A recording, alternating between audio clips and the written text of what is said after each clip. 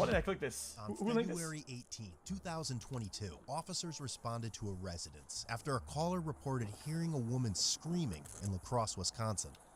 A second caller stated a female walked outside from the apartment with a bloody face and appeared upset.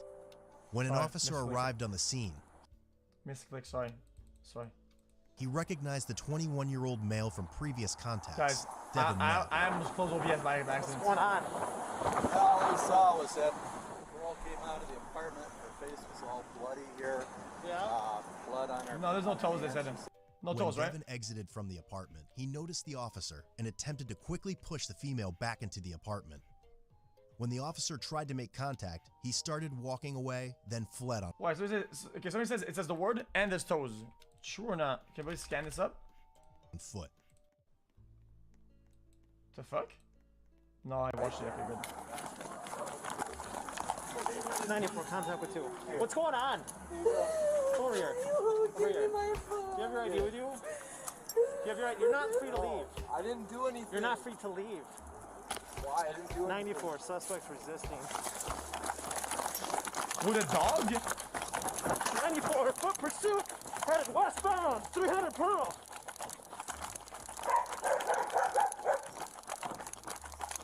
The female victim told officers that Devin had initiated an argument and called her insulting and vulgar names. He grabbed her by the throat and restricted her breathing for several seconds. What the fuck? He also then kicked her in the head and struck her with a closed fist. What? Why are you chasing me? Hold on. Why are you chasing me? Hold on. What is wrong with this guy, man? Hands behind your back. What's going on? 94, I got him on the ground, 200 Pearl. What's going on? Well, I mean, if you run away from the police, I mean, You're under arrest! Quiet! For what? Someone guy says it. Alleged, not proven yet, dude. But the guy's running from the police, man. I mean, dude. For what? Dude, Well, I investigated come domestic on, man. dispute. Dude, When the dude, female attempted to use her you're phone away from the to call for police, help, but I mean, Devin dude. grabbed it and said, "You are not calling the cops." The female left the apartment and asked a person on the street to call her mother, but instead they called the police. Thank you.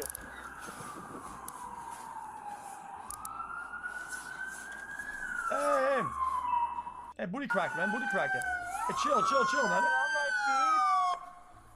Well, that's loud. Oh, wait, I mean, After we didn't Devin see was it. handcuffed, he was uncooperative when police attempted to search him and spit on an officer when they tried to place him in the squad car. Later on, he also spit on a jailer when he was turned over to jail staff. Wait, when? He doesn't say it, does he? 94. At what time, though? At what time? What's going Female on? victim still in front of incident location. Can you head up? Hey, 2840. Try to find the female. Where's the dog? Right in front of. She attacked me, I ran. I don't know why you're chasing me, so I ran. I'm scared of cops. I don't know what you wanted. What? Okay. Separate your feet. They are. Separate your feet. They are. Right in front of the incident location.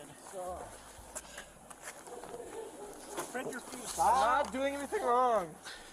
I can stand if I want. Well, man, the man kicked an old lady, so I don't know. Got a bracelet. Yeah, that dog that's barking is his. He had the dog when he took off. Not old? Okay. Dog barking fine. She sounded old. There's a yellow lab my running around dog. somewhere on a leash. No, my dog's barking. My dog was barking back there. Well, you let your dog go. I hope it returns. I didn't let my dog go. You made me drop my dog because I couldn't run with my dog. I don't know why you're chasing Yeah. me. Okay, this guy gets an F minus. Why are you even chasing me? This guy gets Sir, why this are guy you gets an chasing E. me? Sir, why are we chasing? Stop it. Just listen, man. The car here. Just go with the program. What program? Right here. This is the program right here. Devin. Devin Knapp. Devin Knapp. You guys just targeted me for Doing this Devin. thing, I don't get it. Be cool, man, okay? I need my dog. Where's my dog? All right. Where's my dog? Dude, where's my dog? Hold on, where's my dog? Where's my dog? We'll let you know. Just go inside. Where's my dog? Hold on, Back off. hold on. Just let me add. Where's my dog? Hold on. I don't know where your dog is. You let your dog go. What a fucking moron, dude. Spit on me. Ugh. You good?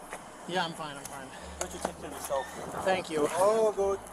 Where's the Guys, I don't want to go Karen mode, but isn't spitting like assault or something? Is that your spit? Couldn't they technically charge him with that? Take your mask off. They probably charge him with Bang! So this is what I got. That so is far. really cooked. That is really When I showed up on scene, especially a as police soon as he officer. saw me, he tried shoving her back inside the room That that is they came out of. pretty fucking cooked. And she was all bloody in the face. And when I told him to stop, he took off running from me. Okay. And that's what we're Who is she? Do you know? I'm gonna go try to find her. Charged for being cooked. It's just spit, but I mean, What the fuck are you doing? what is that civilian doing? Is he okay? Yeah, I'm coming. How you doing? Jesus, I'm doing okay. man, We got kick him his detained. tires, man. Okay. And his backpack's somewhere up here. 94, it's Devin Knapp. Give you a fight, huh? A little bit of one. It wasn't very fast, but I just You know what I kept get? I get boots, right? We click a button, and some like blade pulls out of You that, over there up here and you somewhere? kick a tire. No. Bang, man. Kick a tire, fucking deflate where and she boom. went. Flat tire, motherfucker. Like fucking Batman. Thanks. What? We're gonna have some further questions No. for you. Are Hold you on. guys good to stick around a little bit? Yeah. Thank you. What Hey, one you want me to mark your patient? what? You called me. What's up? Oh, I didn't mean to call you. I just got done with a foot pursuit. I gotta go. Who the fuck is that? Okay, bye. Did you win?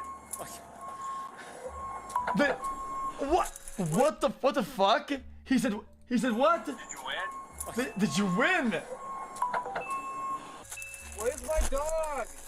What about this W Cup Andy? dog? Stop, Devin. Where's my Okay, this is getting more and more cooked, boys. I don't know where your dog is, man. This is getting weird. Nothing. I need to make sure she's safe. Where's my dog? Officer Hall will take care of it. What do you mean he'll take care of it? He'll 820? take care of it. Guys, yeah. At 750, people said 820, 840. Right? Yeah, okay. Good. We're chilling. Where's my dog? Where's my dog? I don't know, man. Why does he care so much Officer, I will now take about his care of dog? He let the dog go. won't. He let the dog go, man. You okay? dude? fucking dog? Dude, where's my dog? Where's my dog? Stop, man. Where's my dog? Stop. Where's my dog? I'll see if the 840 when we get there. Where's my dog? Officer Hall will take care of your dog. This guy is annoying. And get him to where he needs to be, okay? Where's my dog? Should I just get down then? You didn't tell me why you were chasing me. Officer Hall I'll just get has down. been very combative. Is there more? He's not, but yeah, Hall got spit on. Wait. Huh? Yes. What is it? What is this chair? What is that? He's not, but yeah, Hall got spit on. I also now only have Is it the crazy chair? points. Lost to unbelieving. It's the crazy chair. Okay. You guys hear what you said? I just asked you where my dog is. I don't know where my Devin is currently being held on a $7,500 cash bond. He has 11 open cases, 5 of which are felonies.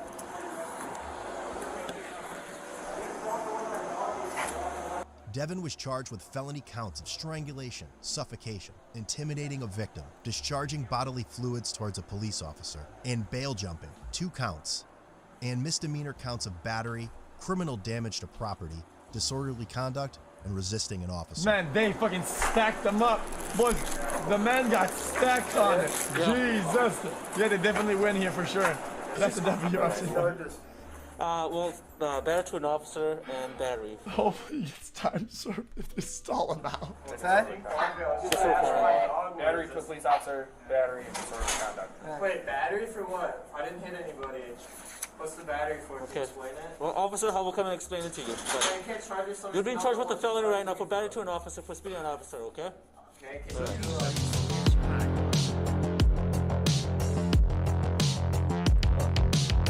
Oh, that was kind of funny. I enjoyed that. Why are you driving like that? Can you 137 miles watch per hour? This is Got it you at in 137 GTA going away RP. from me. Link. And then, crap? Were you sitting here? yeah, I was sitting there. She said she ran out of gas, so I just stopped here. Wait, how did it even That's stop? unlucky. 137.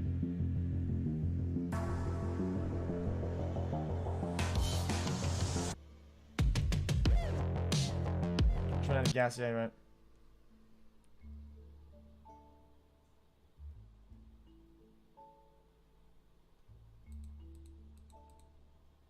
Okay, man, dude, she's kind of zooming.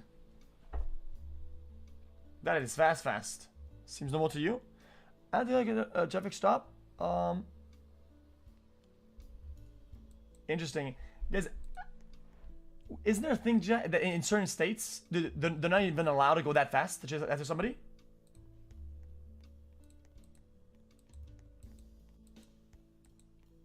Like, I'm pretty sure you guys, in certain states when we were watching a live PD, they were like, oh dude, guys in the city, I guess he's fleeing, we can't do anything about it. And then the guy's like, dude, this job sucks. I'm out here going fucking 30 max, because I mean it's just the laws. And the guy's just escaping and just going like a little bit above fucking city limits.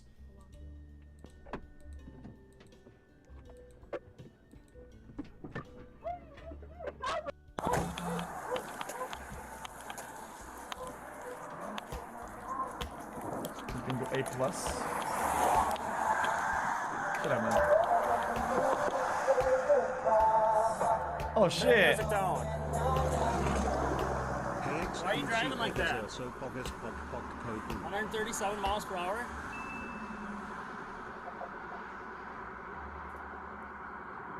Got your driver's license with you? What's going on? The no wall.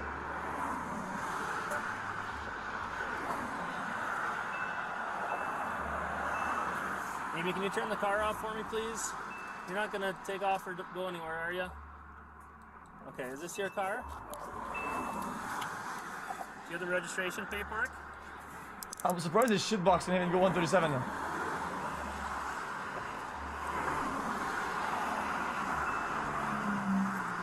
Thank you. It's a scratch. Fix your mic. What about?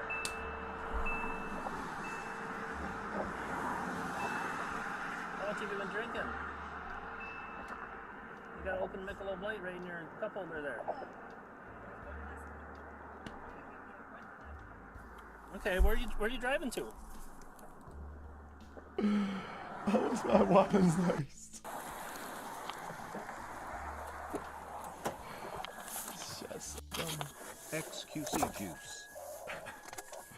she need to return to Fargo, but headed the wrong way. Yeah, but why are you zooming though? This is her. Yeah, Got she her up. admit to it? Got her at 137 pulling away from me. And then, Holy crap, were you sitting here? yeah, I was sitting there, got her at 119, coming over the bridge, slowed down to 100. I pulled out, she hammered on it, you know, weave in and out. I don't give a shit. I want to see what happens, man. Do fields on her? Because honestly, people get mad, man. It's funny. She's got purchase paperwork, so I think Most of the good videos of TRS on the show. Oh, that sucks. I think it was inoperable. She can't even flee.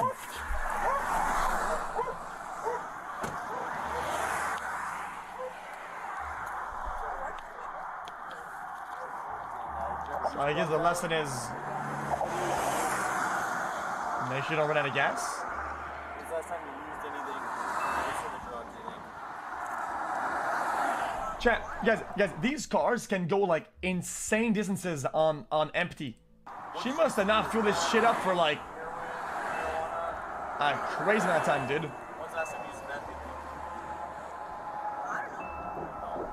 Since my husband left me, Okay, well, this is Officer Sid here. He's the one that pulled you over, okay? Or I guess stepped out, really. You want to do tests? You want me to? Why is she running and shit? It is Jandy.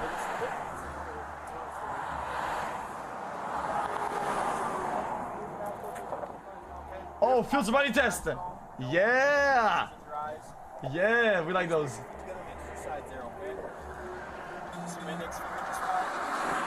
Watch with your eyes only, okay? Thank you. Moving her head a little bit. This motorcycle trying to get away from this police helicopter. There's a half-empty beer can. Uh-oh. Link.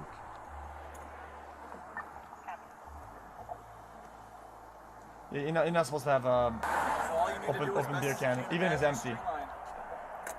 In the front cabin. All you need to do is left foot, put it on the imaginary line. Don't know if video is good. Right in front of it, touch the other toe and stay just like this. This is literally you in RP Link.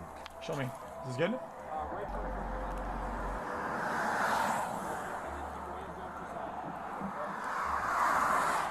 This is on stage, really? So when I tell you to start, you're going to take a series of 9 Uh-oh. steps coming out loud. 1, 2, 3, going down to 9. Oh no, she's got claws. That's a weapon. She's off to cook like ninja fail fish.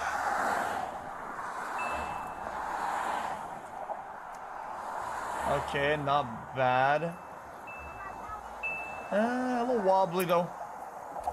Nah, no shot. Absolute, nope.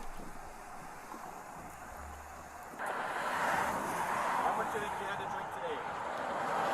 That was indecent. That was dog shit. It's not hard. 7%. You hang tight with officer says okay. Guys, it is not hard at all.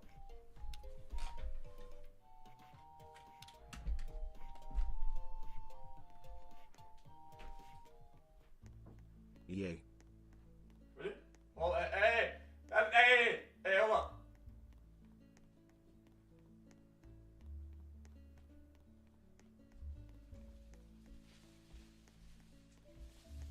Motherfucker, it's easy. It's easy as fuck, man.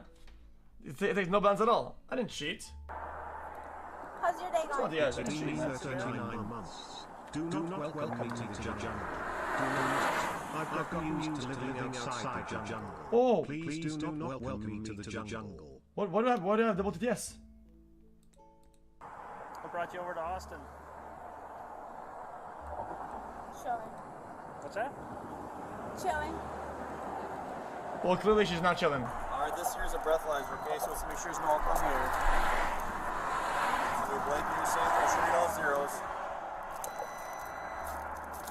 She is not chilling. So all you need to do is, as you work on the tube, take a long deep breath and blow in long steady, okay? I'll hold it for you. Blow, you're not even blowing. Oh no, she got way harder than that. Blow. There you go, you can stop. Damn, not bad. My friend was Impressive. driving his Ferrari She's done that before. Guys, 5 in a she's done it 55 before. She's done it before. miles per Narcotics, hour. he thinks. He got pulled over and arrested and I got to drive his Ferrari to Holiday Fields. Good man. How long ago was that?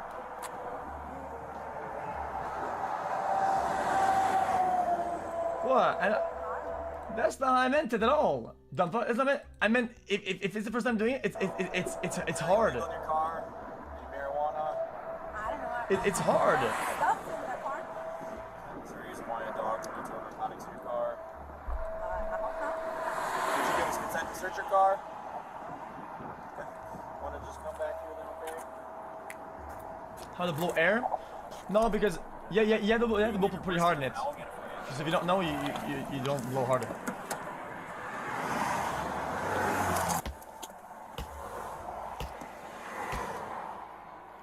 That's of course light. That's water. I mean that's the other water.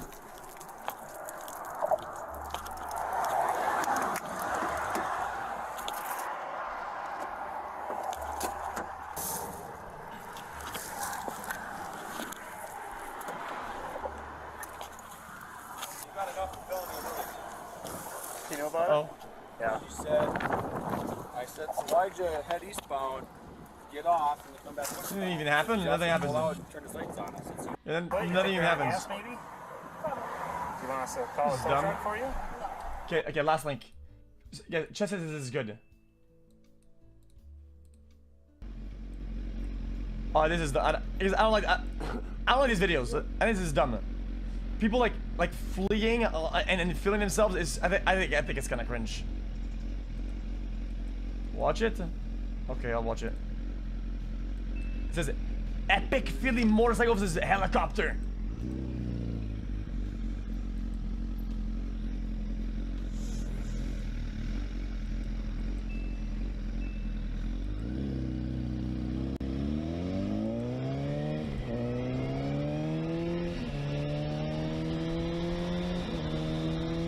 You can see the heli, you can probably definitely hear it in real life too.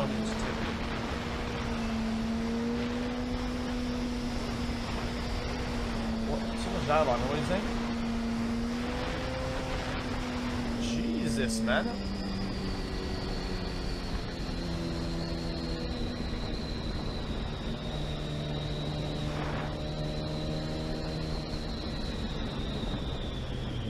Wait, yeah. They probably already had the helicopter out, right? There's no shot that they went out of the way to pull out a helicopter for a bike, right? Absolutely no shot that they voluntarily took Ellie out on purpose just for a bike. Yeah, it's patrolling.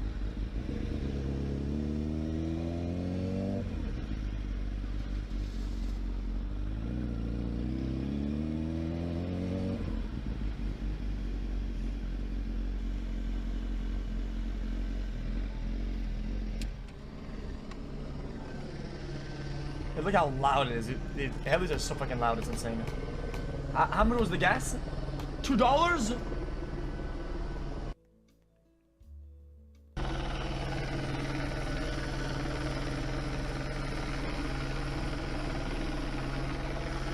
Oh, you think you're fucking funny? The laser pointer.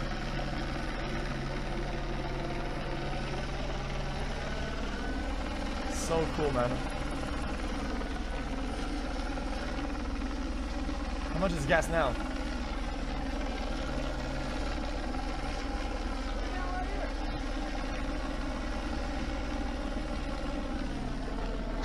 Yeah, dude, just hot drop, dude. Come on, let's go for a ride.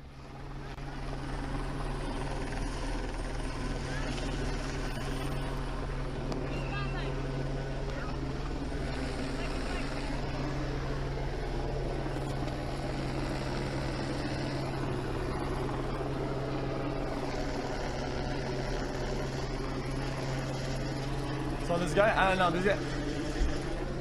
Because I don't like to shit on other people's videos, but dude, this guy's just weird. I mean, he's breaking the law and he's fucking shit to a helicopter that can't hear him. What is that?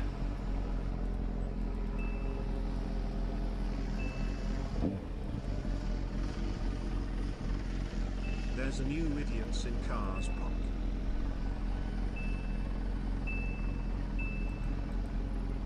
What's happening? I don't know. It's.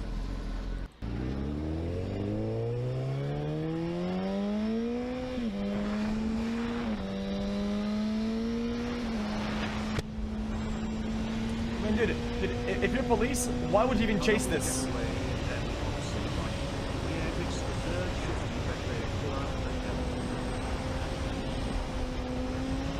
They did. Usually they don't, right?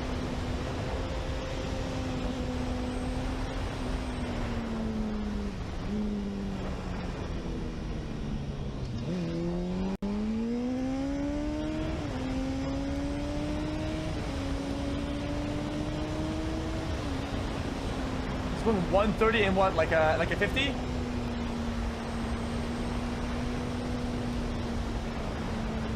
Watch this baby age big bad images and army badges and shields.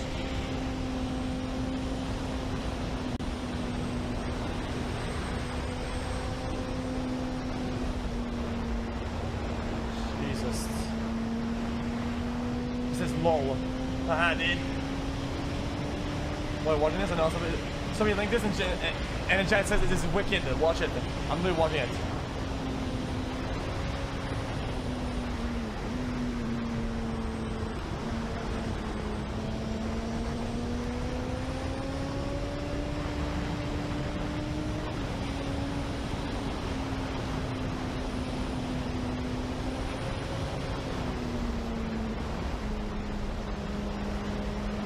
Okay, that's it? You just drive straight? Okay, cool, and I'm done with this. Oh, I don't like this. I'm selected. Okay, yeah, I'm doing this. It's just kind of whatever, dude. What is that, dude? Okay, last link, guys. I guess last link. What is that? Almost every time I ran the cops compilation. Why is this a thing?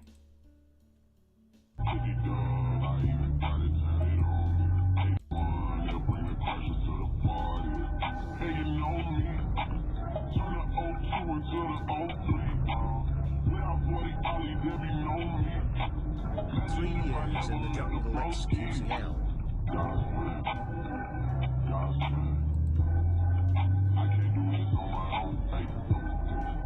Where is he going?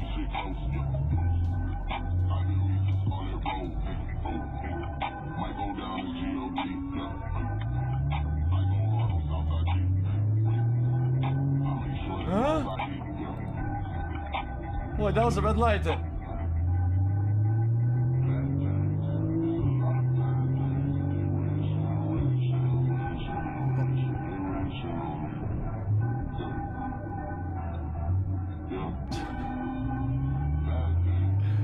What the fuck is this?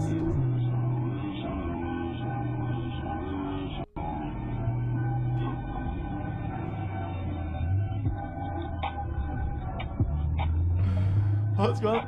I think you said ditch the cops in a rural neighborhood. Safest New York City driver. Oh shit, that was close. What the fuck?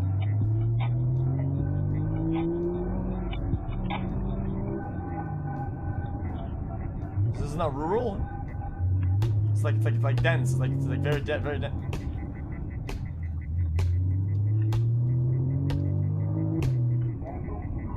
That's urban. Sorry.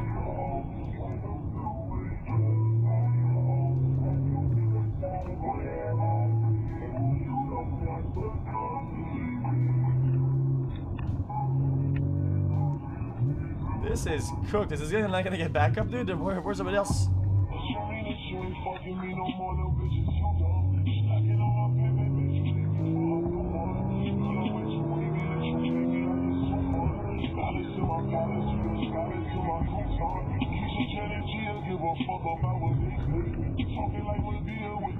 This is so slow. I mean,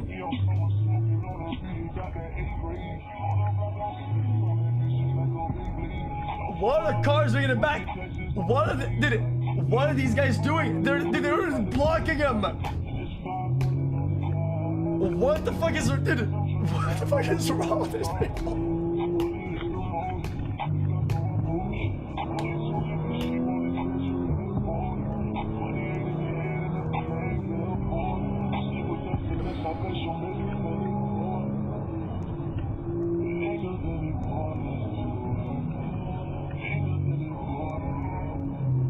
This guy is cooked.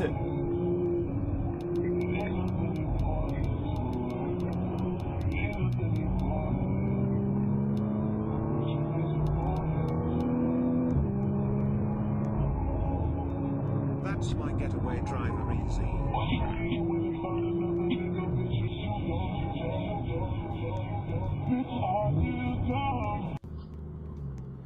He does it again! Why? Okay, dude. Guys, couldn't the police really just do his homework and just like check the car? Who owns a car like this? There's probably not that many cars like the he has, and they would just find him instantaneously.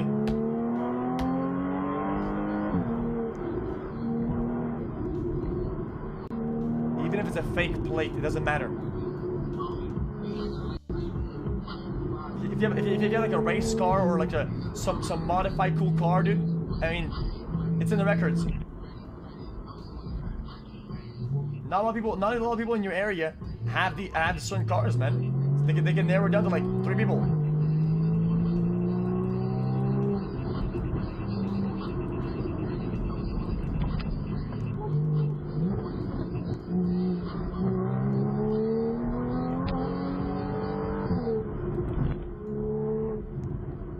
New York City.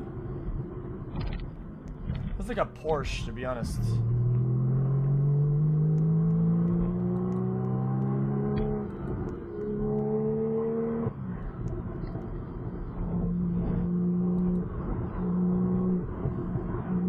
It is 9/11. What is this guy's a little bit of an absolute degenerate?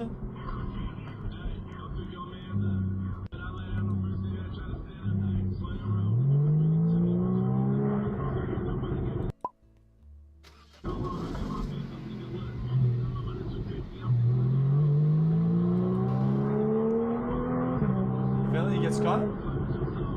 What does he?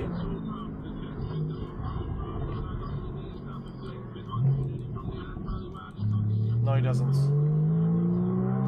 Well, that was dumb. Okay. Well, okay, boys.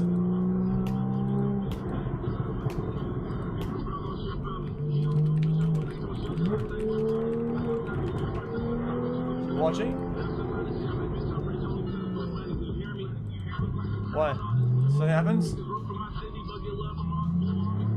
Guys, what is this? New York City? Dude, look how dense it is, dude.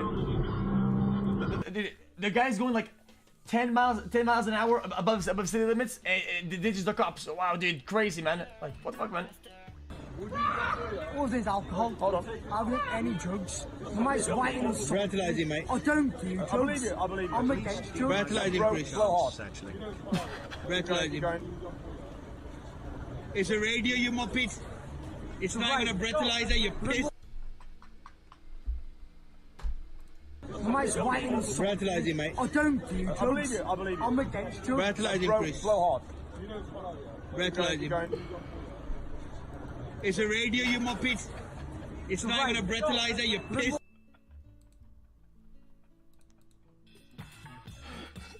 Blanca. What is that?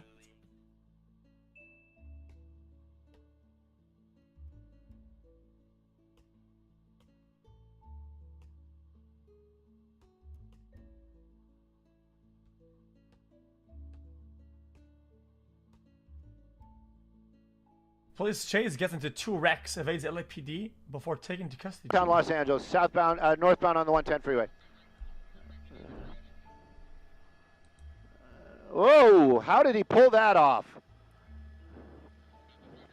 No, he went all the way from the. I think this would be fun, from dude, the left lane to the right lane. In the helicopter that does the new.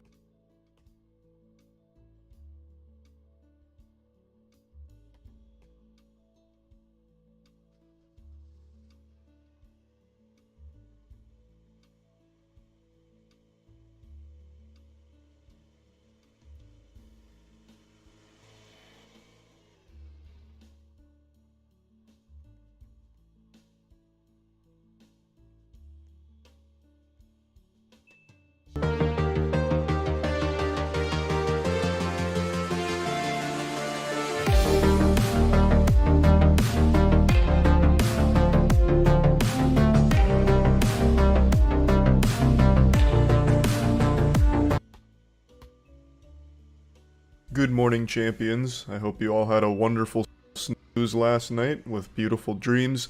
There's a few things I want to talk about today, so let's just get right into it. Many of you may have noticed I made a beer tier list a few days ago. The video is a banger, but it also was a cause for concern for quite a few people. I believe it may have triggered a protective motherly instinct in some of you. I saw quite a large handful of people that were worried I may have fallen off the wagon and you wanted me to just once again latch back onto your bosom safely and avoid the evils of alcohol. It's no secret that I've been sober for about 4 years. It's also no secret that the reason I phrase it that way is because I love the response that it garners. When you say that you've been sober, the assumption is at one point you struggled with alcohol abuse or something like that. You were an alcoholic. For me, that was never the case. I just engage in binge drinking on the weekends with the boys, you know, maybe a little butt chugging of absinthe here and there, but I never really had, like, an addiction to alcohol. I stopped drinking for one very simple reason.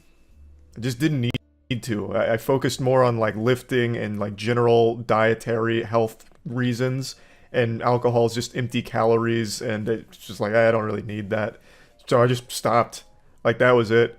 but I always say that I've been sober for 4 years now, just because I love the way that people treat me after I say it. They're like patting me on the back, you know, like, wow, congratulations, that's amazing, inspirational even, as if I had just won like the National Spelling Bee or something. It's almost like stolen valor from real alcoholics when I say that I've been sober for 4 years, because again, it was a very easy change for me to make since I didn't have any kind of like dependency on it. So I didn't have withdrawals. I didn't have, you know, this tough time dropping it. I didn't have to like white knuckle and just bear the pain and, you know, fucking grit my teeth and just get through it. I just full cold turkeyed it.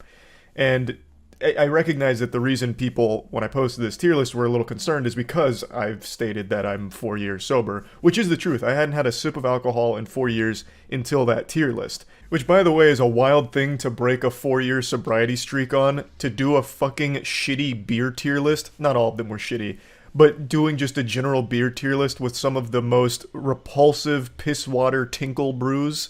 Like, what a way of of getting back in the saddle here. But since I phrase it like I've been sober for so long, when this tier list went up, people were naturally a little apprehensive and concerned that I would fall back into some kind of, you know, self-destructive path with alcohol or something, which I just want to assure you is not the case and never was the case. And also, as a result of this, people have been wondering, you know, how did I stop drinking alcohol? Because a lot of people do struggle with an addiction to it, and for me, I am not the person to be giving any kind of advice because I didn't have that. My situation was very different. I just stopped for a very simple health reason.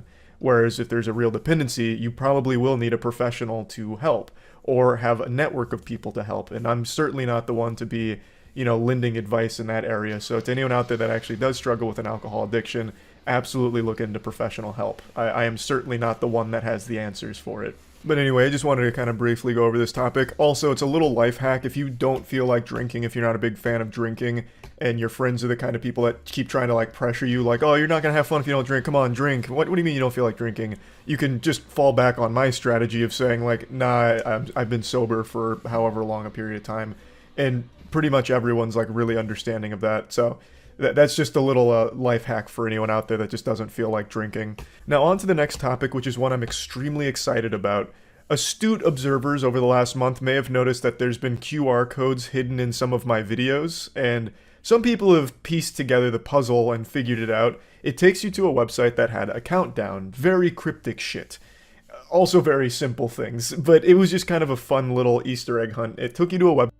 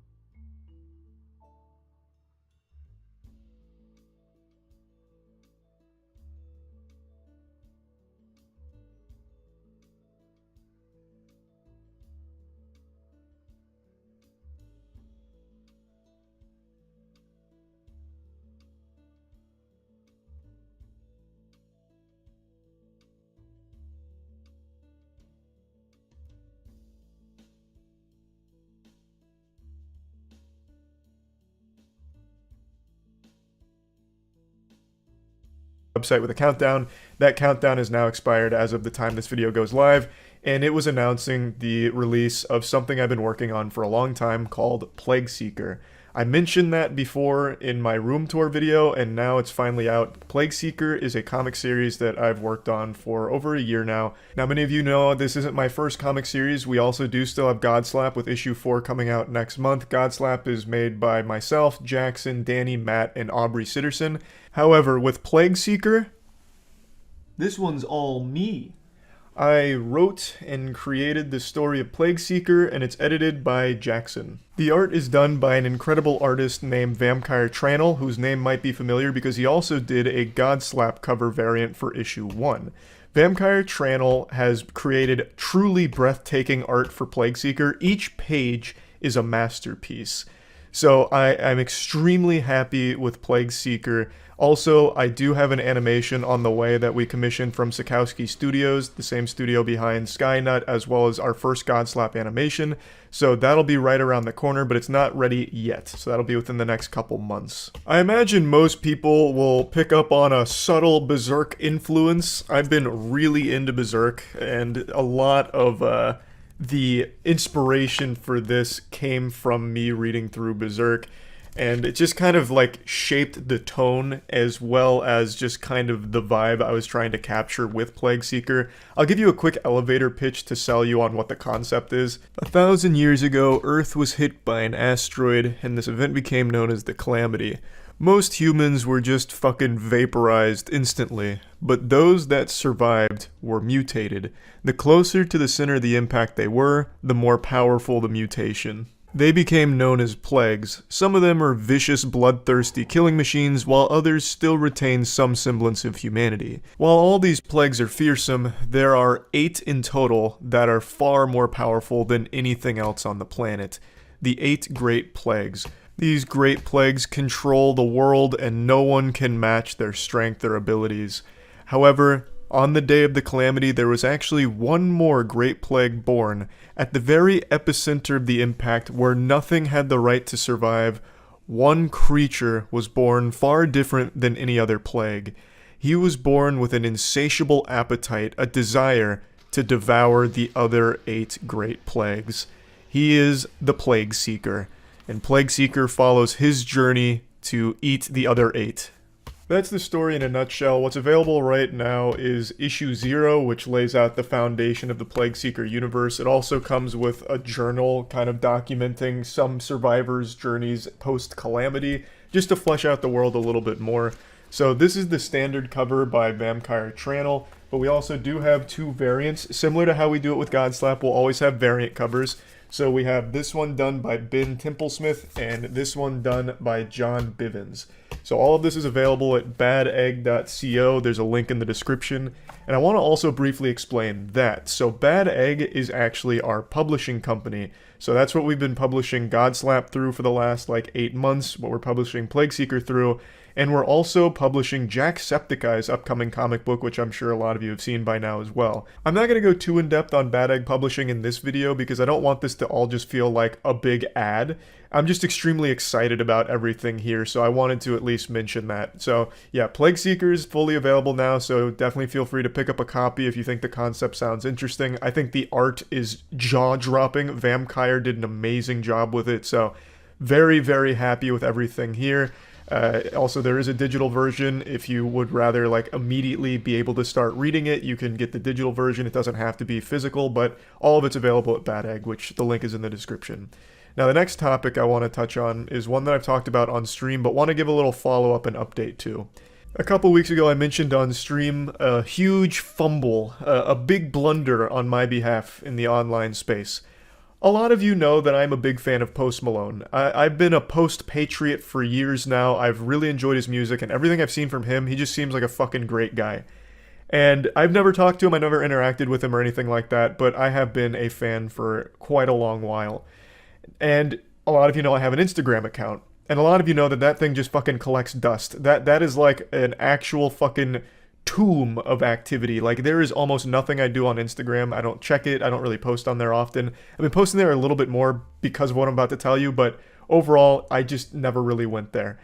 But about a month ago, I did decide to go on Instagram after posting a picture of my animals, and I noticed in my requests that I had a DM from Post Malone, and it is legitimately one of the nicest messages I have ever received in my entire fucking life.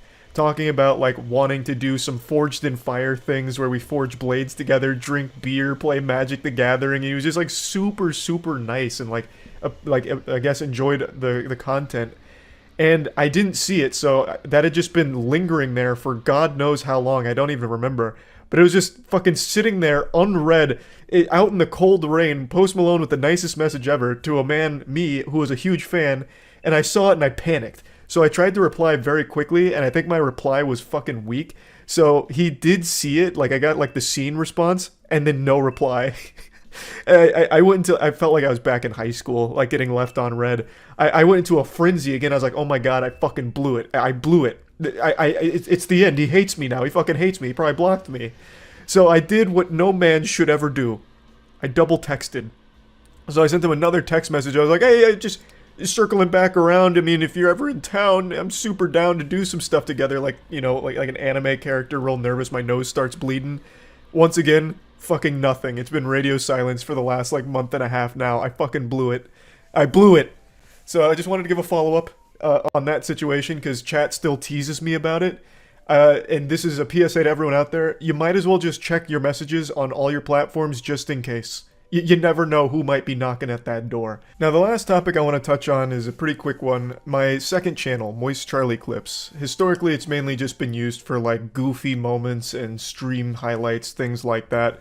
But I'm going to do a little bit more with that channel starting this week. I'm going to just start posting content on there that I know most of you don't really give a shit about. So things like One Piece update. I just finished Skypiea and I just want to like fucking diarrhea my thoughts out there into a video. And I know a lot of you don't care about that, but I'm going to post it on the second channel for anyone that does. And I'm probably going to treat it like that for content that I'm pretty interested in, but I know most of you aren't. So like another thing, and it's not all going to be anime related, but the first two things I'll probably do are anime related. Another thing I've wanted to make a video on is Casshern Sins, which I think is one of the most underrated anime of all time. I think it's a fucking must watch. It's an amazing, amazing show. So I'll probably make a video about that and post it on the second channel there. But basically what I'm saying is the channel is going to be more than just like stream moments and stuff like that. I am going to be posting other types of content on there very soon. So I just wanted to give a little update to the direction that Moist Charlie Clips is going to be going. And by the way, that is my only other channel. All of the other ones are like fucking bot farms that are taking from stream and posting as quickly as possible. This is the only other channel I actually have, so just a heads up on that as well. So go subscribe to Moist Charlie Clips if any of that sounds interesting. And yeah, that's really about it. So yeah.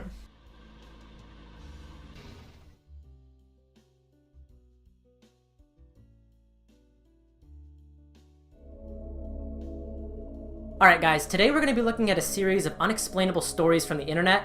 I mean, mostly from just Reddit. There's only like one that's not from Reddit. If you do end up enjoying this video, please be sure to subscribe. I've got a lot of similar stuff like this coming out in the future. Anyways, let's not waste any time. Grab a snack, get comfortable, and shut the blinds, because these stories are going to send a chill down your spine. So, while looking for these stories, I found an Ask Reddit post titled, Forest Rangers, What Are Your Downright Unexplainable Stories? There were some fairly creepy ones in this thread, but this one in particular definitely stands out. I was 12 at the time, 1998, and my friends and I decided to go on a hike in our rural area in Nova Scotia, Canada. We packed lunches and set forth up a really big hill and into the woods. We're subdivision kids. We only play in each other's yards or backyard, and sometimes the wooded area between our houses, if there was any.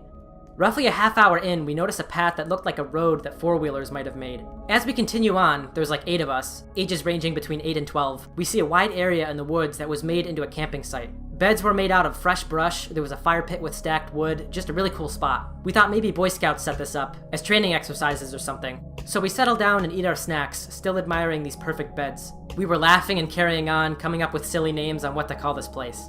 It was late afternoon, sun still shining, and my friends wanted to go home.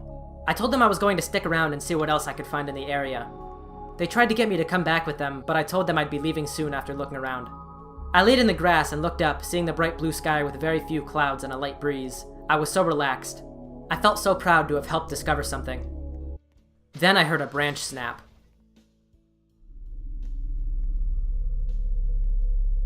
I sit up and start to look around. Nothing out of the ordinary. I see trees upon staggered trees until I look farther into the distance and see something hanging from a tree. It's far away.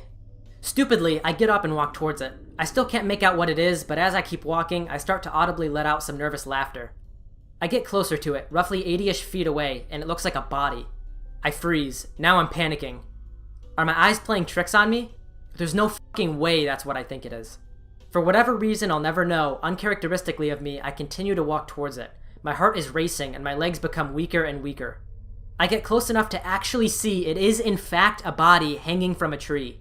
I freak the fuck out and run the other way. As I'm running like my fucking life depends on it, my mind is racing faster than my legs. I run and run and run until I finally catch up with the others. They're all asking me what's wrong, why I was running, and I'm trying so hard to catch my breath that I actually fell over. They all gathered around me trying to help me and frantically asked questions while the friends my age were crying. In between my breaths, I told them I saw a body hanging. Now everyone is crying. We sat down far away from the campsite and I'm describing what happened. Told my parents, they didn't believe me. By this time it was dark and there was no way in hell I was going back up there that night. I told them I'd show them in the morning. I didn't sleep at all. All I could think of was that horrible looking face. My mind wouldn't stop racing, thinking about it over and over. Finally it was light out and I woke up my parents and got ready to show them. We walked back to the place and found the brush beds. I showed them where I laid and where I started looking. I couldn't see where it was, so I told them to follow me as I tried remembering in which direction it was. I kept walking, whimpering, waiting to see the body again. I didn't. It was gone. This one's also from Ask Reddit, but it was from a different thread made in 2013. This time, the question was, have you ever had an unexplained or paranormal experience? Here was one reply from user Luke James. There was this guy I used to work with called Dan. Dan was a chill guy who everybody got on with, but was a little weird at times. He used to believe in a lot of things. Aliens, ghosts, government experiments, the lot. He wasn't religious, but that's besides the point. Anyway, while messing around at work, he's explaining stupid things to us. About how he's seen spaceships and how all this paranormal stuff happens when he's at home. Some of it is quite ridiculous, but I listen anyway. A couple of weeks later, he invites me around for a few beers. I was driving so I couldn't really drink, but I still went over. We get onto the subject of ghosts and he starts explaining things to me, like how he was once eating an apple and it exploded just as he went to take a bite. I laughed it off and thought it could have just been some sort of pressure with the way he was holding it, causing it to explode. He was dead serious about this though. He pulled out a few pictures of this apple and started showing me the damage it had done to him. There was a picture of him with a cut on his cheek caused by this apple. However, I was still not convinced of this ghost he had in his house. He was not messing around. He said, "Hold on, actually I'll show you." He pulls out this shoebox full of pictures from around the house. He says, "Just flick through these, you'll see." I sigh and say, "Okay." I'm going through these photos of a recent Christmas, the usual photos. Kids opening up presents, the family having Christmas dinner, having a few drinks at night, a group shot. I stop. This was the photo that left me in awe. His family was standing in front of this mirror, and I shit you not, in the reflection of the mirror was an Edwardian girl, smiling straight at the camera. This was not one of those could be a smudge type of things. It was not a hidden behind someone or can barely make it out type of thing either. No. This was a clear, colored photo with the girl's reflection being black and white.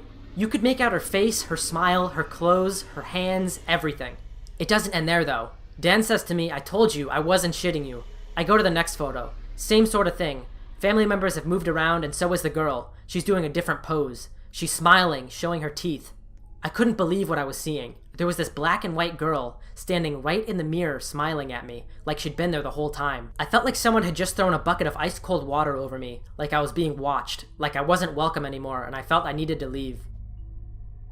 I put the photos back in the box and not long after, I left. I still don't believe in ghosts, aliens, or anything of that matter, but I know what I saw and I know it scared the shit out of me.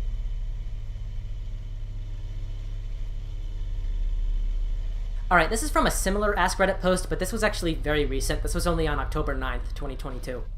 This story is from a childhood friend, and it still unnerves me to this day. She was genuinely freaked out, and her family even backed up her claims, so here goes. Basically, my friend and her family moved into this rental property, which my friend said was haunted. It gave everyone an off feeling. Those who visited or stayed over would mention it. I myself experienced this odd feeling whenever I went over there, and believed in the consensus that the house was haunted. You would feel this pitiful dread that is hard to put into words, and was extremely uncomfortable to experience, to say the least.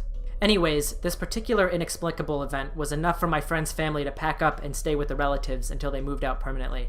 On this fateful afternoon, my friend had arrived back home from the park and heard an argument taking place in the kitchen between her mom and dad. My friend thought this was odd as both her parents should be at work, so she called out, "Mom?" Before unlocking the front door and going inside, my friend said the house fell instantly silent. An uncanny silence, like all the air had been sucked out of the place. It felt stifling and wrong.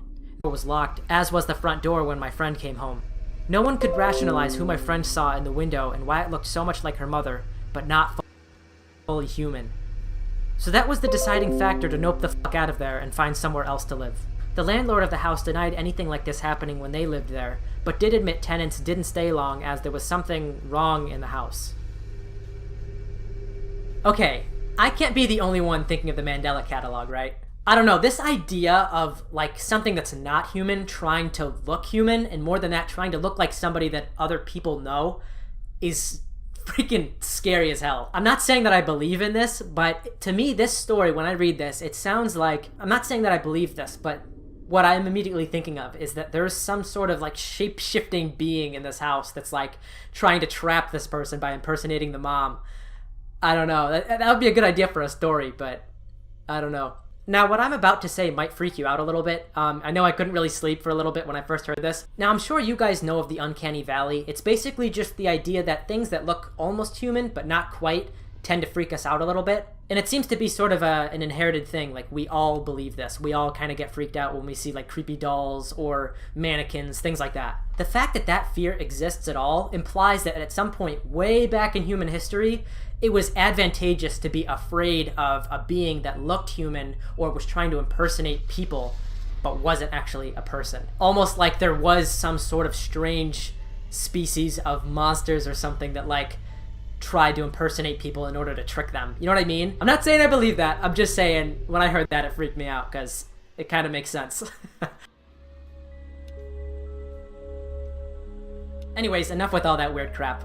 This next one is one of my favorites. I'm not going to talk about it much just because I don't want to spoil anything, but we'll talk about it afterwards.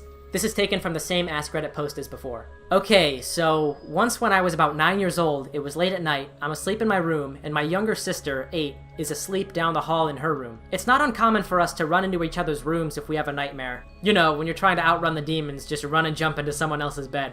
Well, this night I literally wake up out of a dead sleep. It's dark, the moon is high outside my window, and my sister is standing in my doorway. It's not debatable that it's her. Her height, her stupid haircut down to the New Kids on the Block oversized t-shirt nightgown from my mom's youth. But she's just standing there.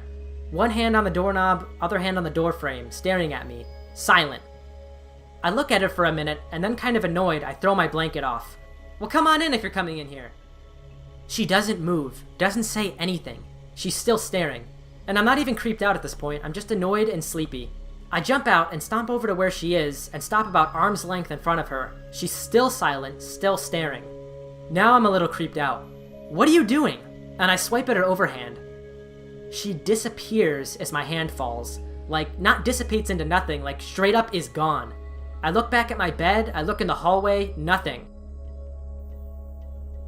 So I run to her room down the hall because it's that time. Nightmare time. Zoom! Jump wrestle into her covers. And when I get there, I notice she is there, thank God, but she's shaking violently. She's having a fucking seizure. So I run to my parents' room, turn all the lights on, yelling that my sister is having a seizure. We go to the emergency room and she gets her diagnosis of childhood epilepsy. I also didn't even know what a seizure was when I started yelling about this, which was also weird. I honestly think to this day that she astral projected or something. That bitch found a way to come to get me because she was in trouble in her bed. Now look, I'm very skeptical when it comes to this stuff, but the idea of astral projecting is like so fascinating to me. I made a similar video on this a few months ago about the CIA when they literally like did a huge project on this and actually tried to induce astral projecting. It's crazy. The only reason why this interests me so much is because we don't really know anything about consciousness or the mind or really like how this stuff works. You know what I mean? Like we don't know if there is a soul or not. And like what if she really was dying and her soul kind of left her body and went to go get her sister to like help save her, you know what I mean? Because that's like her natural instinct is to get up and run to her sister when she's scared. So what if her like consciousness just did that? You know what I mean? I don't know. Again, I don't really believe in this stuff, but it's an interesting idea. Okay, this next one is a little bit more interesting than creepy. I've told only a few people of this and posted once in a glitch group, which I don't know if you can call it a glitch, paranormal, or just unexplained, but here it is. I've always dreamt very vividly and had small things I've dreamt of actually happen months or years later, but nothing as big as this. I've had this recurring dream since I was about 6 or so, up until I was in my mid-20s, now 38. But I dreamt about seeing myself as a little girl, which was weird. I always saw myself as an adult in my dreams, on a carousel, and waving to myself and being so happy. I was wearing a romper that was popular back in the 80s for little girls, and a pair of sandals. I always wondered why I would dream of this, like maybe something traumatic happened and my brain was trying to remember or some shit, but turned out to be quite the opposite. So fast forward to 2018, I was at a fair with my family and my boyfriend took our daughter, 2.5, on the carousel as I waited, taking pictures and being so giddy and happy. I didn't realize it at the time until I was going through the pictures later that it was that dream that I had had on and off for years. It was my future daughter I was seeing in my dreams all along, not myself. Same outfit and shoes, same overwhelmingly happy feeling for just a regular day at the fair. Everything was just the same. I cried just thinking about it. I know some people don't believe me, but I don't care. It's a magical thing that I experienced, and I pull up the photo of her from that day from time to time, and I'm just in complete shock over it to this day. Again, I can definitely see how this is a coincidence, but it's very interesting that she was wearing the exact same thing that she remembers from the dream. Now, if this was a dream she'd only had like once or twice, that would be a different thing, and she could have easily just filled in the blanks. But I know from personal experience, when you have like a recurring dream, certain facts get solidified in your head. And the fact that she had been having this dream from when she was 6 all the way until like mid-20s just shows that like she knows this dream and she knows what the kid was wearing and everything. So I don't know, I've heard some weird stories like this from people I know in my life. What do you guys think? I want to know in the comments. We're moving on to a post titled, "What are some of the most bizarre and unexplainable disappearances that you know about?"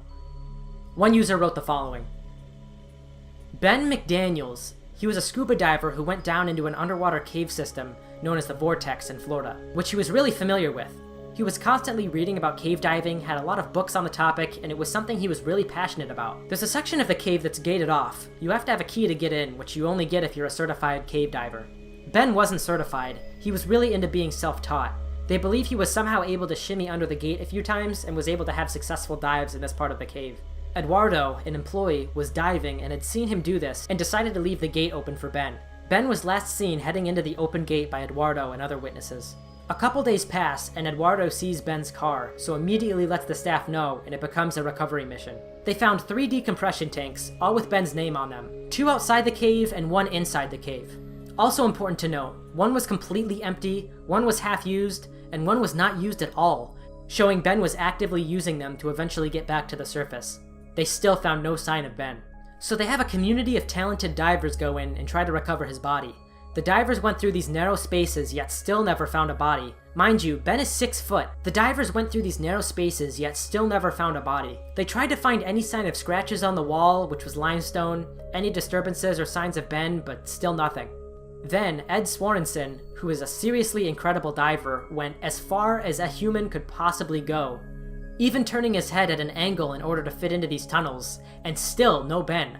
They even sent in a remote control camera. It got 700 feet into the cave until it couldn't fit anymore. Still nothing. Police had theorized that Ben had lodged himself into a narrow space that he couldn't get out of. Most divers think that there is no way Ben is even in that cave. Some people think that he purposely staged this to start a new life, but his family said they were very close to Ben and he was in a better stage in his life. They lost their other son at 22 to a stroke, so they really doubt he'd do it on purpose.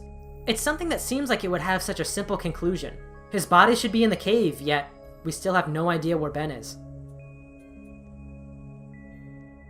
This is a really strange one. I've never seen an underwater disappearance before.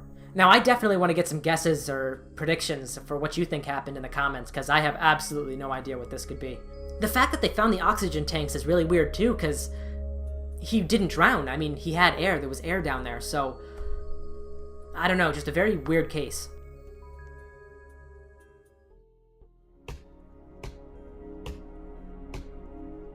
Okay, so this is the one that's not from Reddit. This one is actually from a news station in Nashville, Tennessee, and it's another one of those unexplainable disappearances. On the night of September 23rd, 2012, 7-year-old Gage Daniel and 9-year-old Chloe Leverett were living with their grandparents in Bedford County when a fire broke out at the home. The remains of both grandparents, a dog, and even the remains of a small pet bird were found, but there were no signs of Gage or Chloe. Nothing, not a tooth, not a morsel, not anything, Daniel said. That prompted the Tennessee Bureau of Investigation to issue an Amber Alert, and nearly 9 years later, they still consider this a missing persons case, not a death investigation. Last year, the TBI shared an age-progressed photo of Gage and Chloe, who would now be 16 and 18. I talked to the crematorium, and they said to cremate a body, it has to be 5,000 degrees. My mom and dad's house was just 1,800 degrees. And even after they cremate the body, there's still a muscle, and there are a couple other bones that they have to grind because they don't burn. There would have been something left. They would have found something of Chloe and Gage. Multiple experts were brought in to sift through the debris several times, each time verifying the children's remains were not missed. Daniel believes the fire was set on purpose.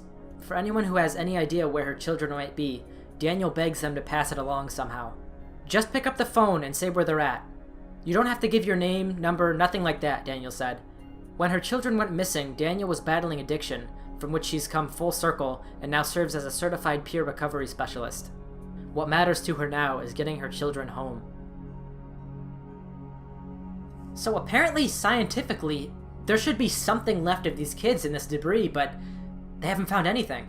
And like logic just says, I mean, after looking through this house several times, knowing that they're looking for any piece of remains from these children and they weren't able to find anything, that's just crazy. Now, I'm not going to dive too deep into this because honestly it deserves a video of its own. There's so much to this case, but way back on Christmas of 1945, the Sauter family had a huge house fire and it all burned down to the ground, and 5 of the children were completely missing from the fire debris. There was nothing there. So that's the strange thing. This is not the first time in history that this has happened, and there was just never anything found of these people. A lot of people think that for both of these fires, there was some sort of a kidnapping or something like that, and that the fire was just set as a diversion. Now, it's really hard to say what actually happened for either of these, but for the Sauter family, it's very likely we're never going to find out what happened to them. But with this more recent one that happened back in 2012, it's hard to say. I mean, how do we know that they're not just going to pop up someday? So I hope that these kids do pop up and let their family know that they're all right. This next one is from the Glitch in the Matrix subreddit, which is honestly the perfect place to find these stories. I think I might have shared this already, but I need to go into more detail with what happened. About 6 to 8 years ago, my friend Giovanni and I left my house to go get some late night McDonald's, you know, just as young fellas do at 2 a.m. after a night of partying. We got into his white Mustang, left the neighborhood, and began driving down one of the main roads towards McDonald's, which was about 2 miles away. As we cross an intersection just about a half-mile away from McDonald's, we get slammed by another car and thrown, and we proceed to roll. All I remember from the impact is that the car was speeding very fast. The impact was brutal. Glass shards flew everywhere, and the sound of plastic and metal scraping the asphalt. We died upon impact. We were gone. Then it all just went black. I saw the car was annihilated looking at it from above. The scene was distressing. Then, just as soon as the scene of our deaths played out, it abruptly ended, and we automatically went back to where we were both standing at the front door, about to leave the McDonald's. I look over at Gio, and Gio is tearing up and shaking with his hand on the doorknob. I say, "Bro, what the fuck was that? If we leave and go right now, we're going to die in a car crash." All he replied with was something along the lines of, "I know." Gio was shaking terribly, and I felt sick to my stomach. We had both just lived out our deaths. We both stepped away from the door and walked back into my family room and sat down on the couch and didn't say a word to each other. We just stared off into the distance. I had lived my own death, and so did he. We both knew it, and we both had no idea how to explain it. The best way I can explain it is that it felt like a dream that was almost too real to be a dream. We assuredly left the house and almost made it to McDonald's, but we got hit at an intersection then flashed back almost immediately to my house. If y'all have seen that episode of Rick and Morty where Morty gets a do-over control, it was exactly like that. It's like we experienced and lived our deaths, then simply had a do-over and respawned to 10 to 15 minutes earlier. We were also sober. We were from Utah. We were in high school at the time. No drinking or drugs back then. Partying in the sense of dance parties in Utah, which are a thing here. Now this takes us back to those out-of-body experiences we were talking about before. Assuming these guys aren't bullshitting, like, they both experienced the same thing together, which is very weird. It's even more terrifying that they had the feeling of everything just going black, as he said. Now I know that this one sounds a little bit crazy, but again, like, I don't know how to explain it. Like, assuming that these guys aren't lying, and this isn't a subreddit known for that stuff, these people are telling the truth and they're just trying to make sense of things that have happened to them. So, what do you think? What do you think? I want to hear your comments as to sort of an explanation for this. Now this is kind of crazy, but I was looking around on the subreddit, the same exact one from before, and I found a very similar story. Like with the whole do-over concept and everything. I don't want to get too much into it, we'll talk about it later, but here's the story.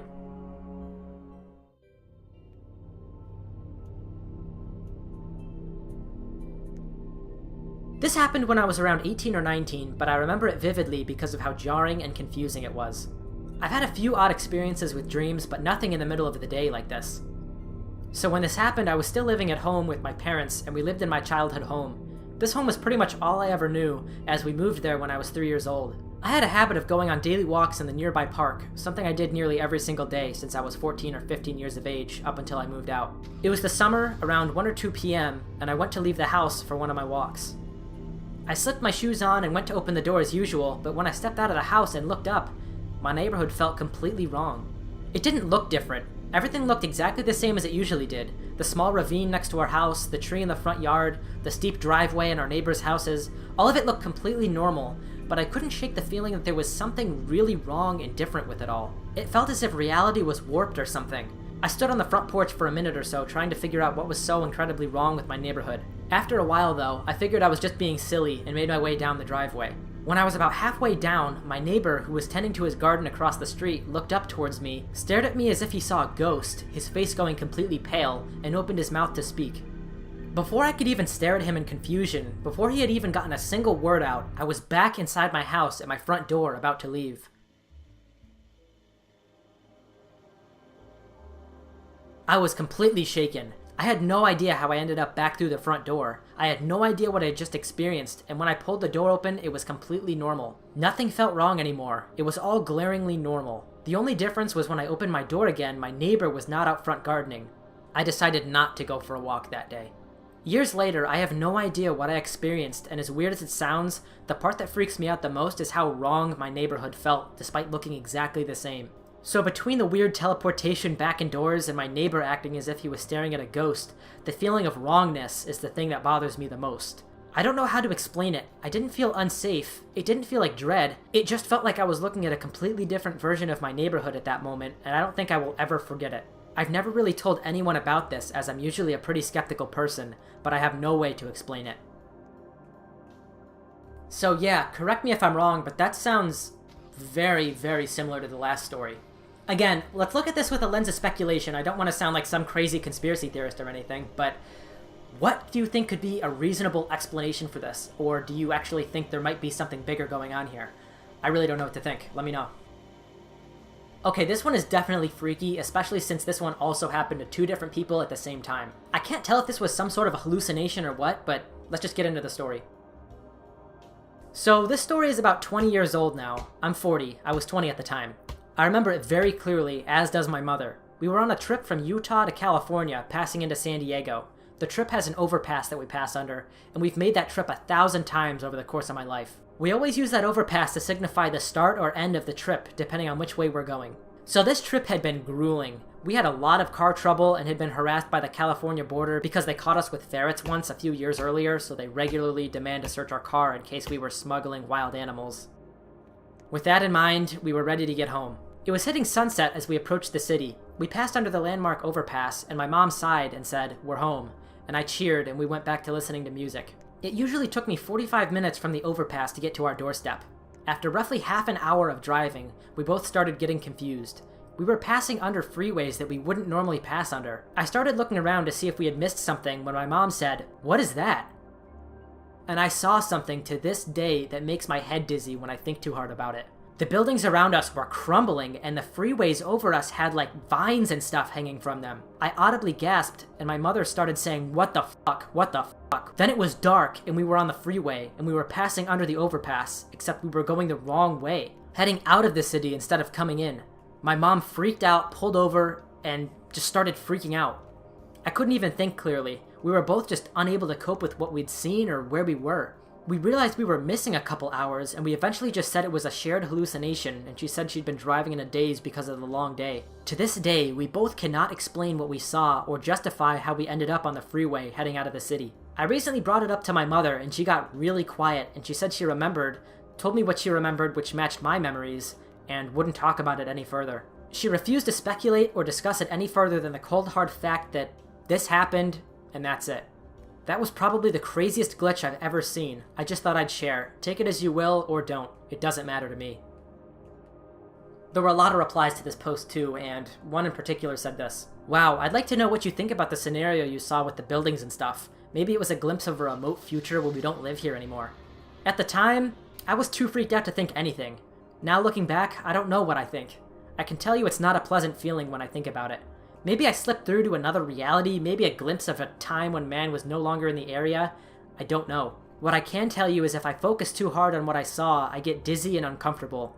I know I wasn't supposed to see it, and my mom says she feels the same way. Now again, let's be speculative here, but one person seeing this would be weird enough, but two people seeing it at the same time, seeing the same exact stuff, that's weird.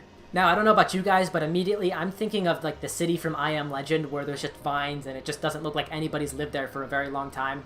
I don't know. Again, I don't think I believe in this stuff, but just imagining going through that myself makes my skin crawl. The other thing that freaks me out is he says that he knows that he wasn't supposed to see it, like he was seeing something just that he should not be able to experience.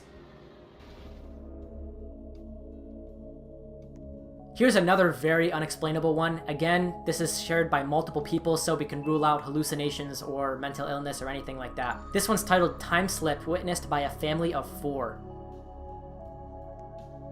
I've had plenty of time slips in my life. You know, times where the beginning and end are way further apart than the middle can account for, like a 10-minute walk taking 4 hours, that sort of a thing.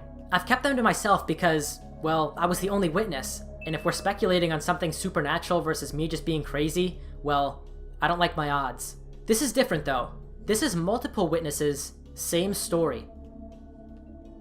It was New Year's Eve. My husband, 2 kids, 13 and 9, and I were staying in a motel. We planned to watch the fireworks from the balcony at midnight because we were in city center and they'd be all around us, but that was hours away. The sun had just set and the sky was a misty purple. I was making dinner, sliders, which at this point were 20 minutes from being done. As I was setting up our plates, we started hearing fireworks. I checked my phone for the time. It was a little after 7. The fireworks kept going off in the distance and the kids were getting excited. They then went out on the balcony to look and asked me to come out. I kept assuring them that they were cool, but the real show started at midnight. I started to wonder myself after a while though. The fireworks just kept going, more rapid than I expected for 7 in the evening. I went outside and saw bursts of color exploding all over the sky. I marveled at it. If this was 7, what would midnight look like? Then I checked my phone again. It was 12:15. I couldn't even tell you what I did after that. I was initially disappointed along with the kids and confused along with the kids, but the more we thought about it, the weirder it seemed. We'd all witnessed the sun setting literally an hour earlier. I'd started dinner while it was still light out and it was still hot, just barely ready. It went from 7 to midnight in a few minutes. I didn't even have a wrap-up for this. I don't know what to say. I'd blame it on my phone, like the clock being off, but that can't explain midnight coming right after sunset. Husband works overnight, so he's used to time feeling weird, and that's what he chalked it up to. Son took it in stride because he's young and time travel is his jam. Daughter and I are the only ones wondering years later what the fuck happened. She'll bring it up whenever there's a special occasion and I'm cooking, like neither of us can trust when something should be done anymore. We both wait on events like we might miss it, because we know we already have before. It's very strange that they describe it as only feeling like a couple of minutes passed by the time midnight came. Like, I can see one person maybe mistaking 30 minutes for an hour, but to have an entire family of 4 feel like 5 hours went by in just a couple minutes is very weird. With all the energy and all the chaos, sometimes I need to use my link buds to tune out the world. What's most important for my focus is finding the time to truly get in my zone. Didn't think it hurt this much when best friends break up. Alright, this next one is leaning into paranormal territory. I have no idea how to explain this one. This was posted to the Paranormal Encounters subreddit from a single dad living in Germany. There were some grammatical errors that were a little bit weird here, so I decided to clean them up, so if you see any differences between the text and what I'm saying, that's why. The title of this post is, I am worried about my daughter's safety. Hello. I couldn't sleep, so I thought now would be a good time to post this. I have an 8-year-old daughter who I'll be calling Lyanna for the sake of my child's privacy. I am a single father, and it hasn't always been easy, but before the start of Corona, we moved into a new house in northern Germany, which is close to my parents. Soon after we settled in, Lyanna started to tell me about her new friend, quickly telling me only she could see him. I brushed it off as she has always been creative. Since we were under lockdown, I thought it was normal, especially since my friend's son also had an imaginary friend. Throughout the next few months, she would tell me about him, how he would come to play with her once I put her to bed. He knew magic, and his favorite color was purple. I started to get a little worried as she seemed to know a lot about this friend. At first, I just thought it was because she was missing her real friends and my parents. So I started to spend even more time with her, even doing my work hours beforehand so I could spend the rest of the day with her. She still kept talking about this friend, but everything changed 2 nights back. I had woken up randomly around 3 in the morning. I could just feel something wasn't right, so I got up and went to go check on Lyanna.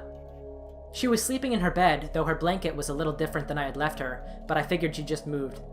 As I was leaving, just in the corner of my eye, I saw a figure in the window that looks out to the woods outside of our home. I looked at it for a good 2 minutes before it simply disappeared. I really couldn't figure out what it was.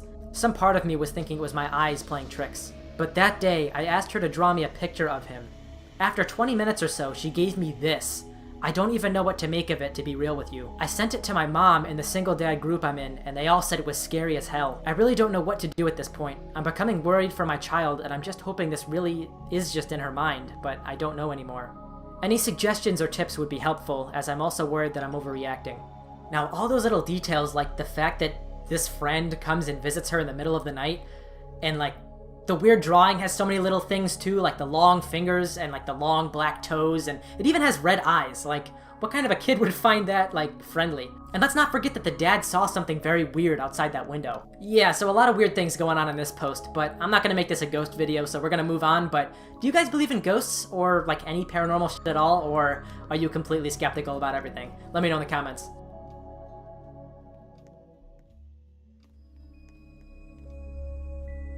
Okay, this is a very short one, but wow, I had to put this one in here. My mom died 13 years ago. About 4 years ago, my dad was on vacation in Arizona with his girlfriend.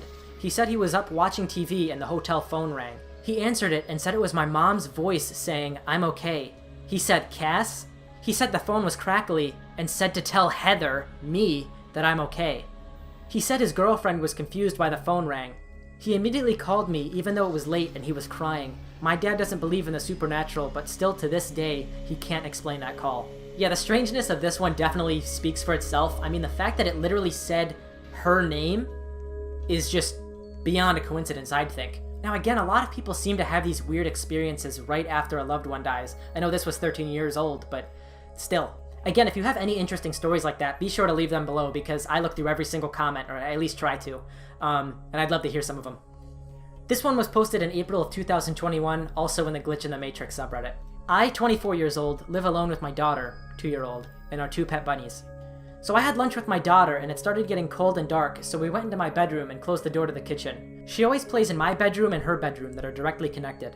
I was reading some Reddit stories while listening to her, making her usual noises, talking to herself, singing, asking me questions, moving toys around, and the basic children stuff. Suddenly, the house goes completely silent, and after a few seconds, I think that maybe she's being mischievous and doing something she isn't supposed to, like all kids do. So I go to check on her since I don't see her from where I was laying. Let me make it clear that there is no way for her to go outside without opening the creaky door to the kitchen that is right in front of me. And she never tried to do it since the lights in the kitchen are off, and she's scared of the dark. So I look everywhere in her bedroom and start calling her name. Nothing. Check in her closet. Nothing. Under her bed. In her little play tent. In her toy chest. Under my bed. Under the sofa. My desk. Everywhere. Nothing. She is nowhere to be seen. Let's mention she has never tried to hide and stuff like that. She comes when she is called, so I started to freak out.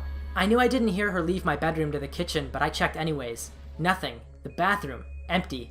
Now I'm starting to panic. I go inside again to check everything over while I'm in her bedroom, and I hear crying from outside. I look through my daughter's window to see her outside laying on the ground, only wearing a t-shirt. Not the t-shirt she was wearing previously, but one of the t-shirts she does have.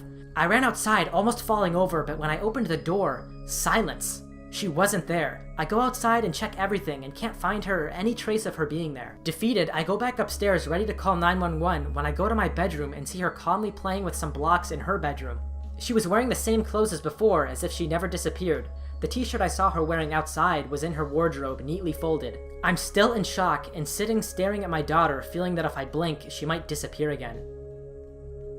Now, I'm not a parent, but I know that the feeling of not being able to track your child must be absolutely horrifying. Now again, I don't want to seem like I'm implying that all these crazy things are happening or that paranormal shit is real, but like, how can you explain that? Like, that doesn't make any sense. In this one specifically, I just can't see this being something that you just fake up and try to get attention for, because it's just so weird. Like, the daughter randomly being outside in a different shirt and then coming back in, like, where would that even come from in your head, you know? I know people tell fake stories on Reddit sometimes, but specifically in this subreddit, it's very discouraged to tell fake stories. This is all supposed to be real stuff and real accounts, so I don't know, I can't see this being a fake, made-up story. At the same time though, I could have definitely seen this all being caused by like paranoia of losing your kid. I mean, that's gotta make any mother go insane. But yeah, above all, I mean, I would love to know where that daughter went. Like, even if she didn't fade out of existence, like, where did she go if the mother looked everywhere, you know?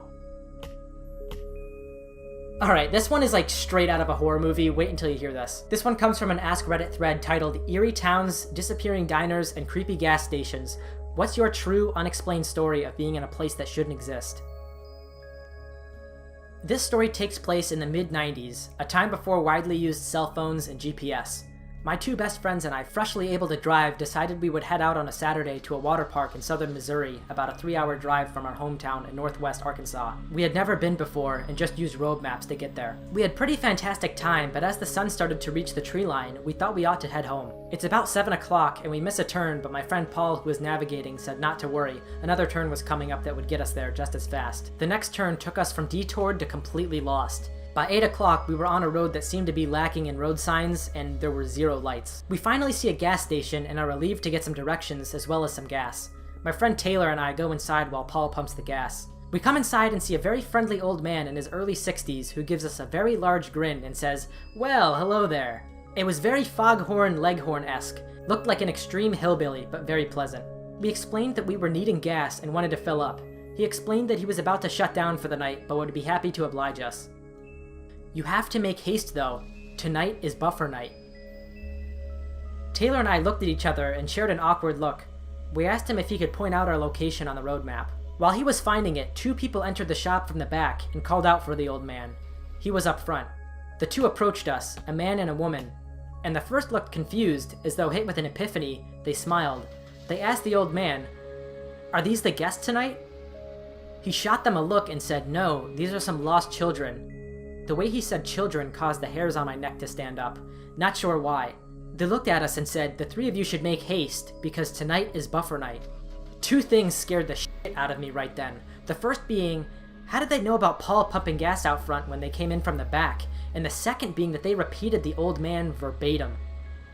We clarified the directions to get back on a main highway and paid for the gas without waiting for change. Taylor and I booked it out of the gas station to find Paul already in the passenger seat. When we got into the car, we were nearly airborne from the speed we took off. Before we could say anything, Paul told us about how 3 men from across the street stood under a tree just watching them. He waved, but they didn't move a muscle. We drove as fast as we could until we got back to the highway. To this day, I will still have a nightmare every so often about that gas station and what my imagination has twisted buffer night into being. Holy shit, yeah, I have no guesses for that one. What could buffer night be?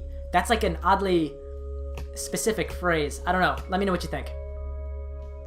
Okay, this one's from the same Ask Reddit thread as the last one. Now, this is fairly similar to some of the other stories, and while the explanation I'll give at the end is not confirmed by OP, it was left in the comments, and I think it seems to make some sense, so we'll cover that too.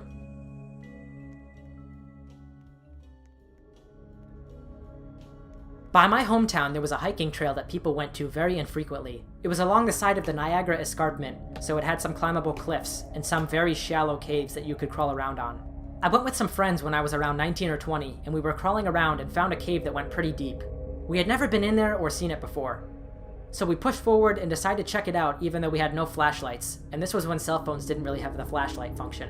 We stepped into the cave and it must have been 20 to 30 degrees cooler than outside. Upon looking around with the light that we had, we noticed that it was really clean inside this cave, and it didn't have beer cans littered around everywhere else like all the other small caves did.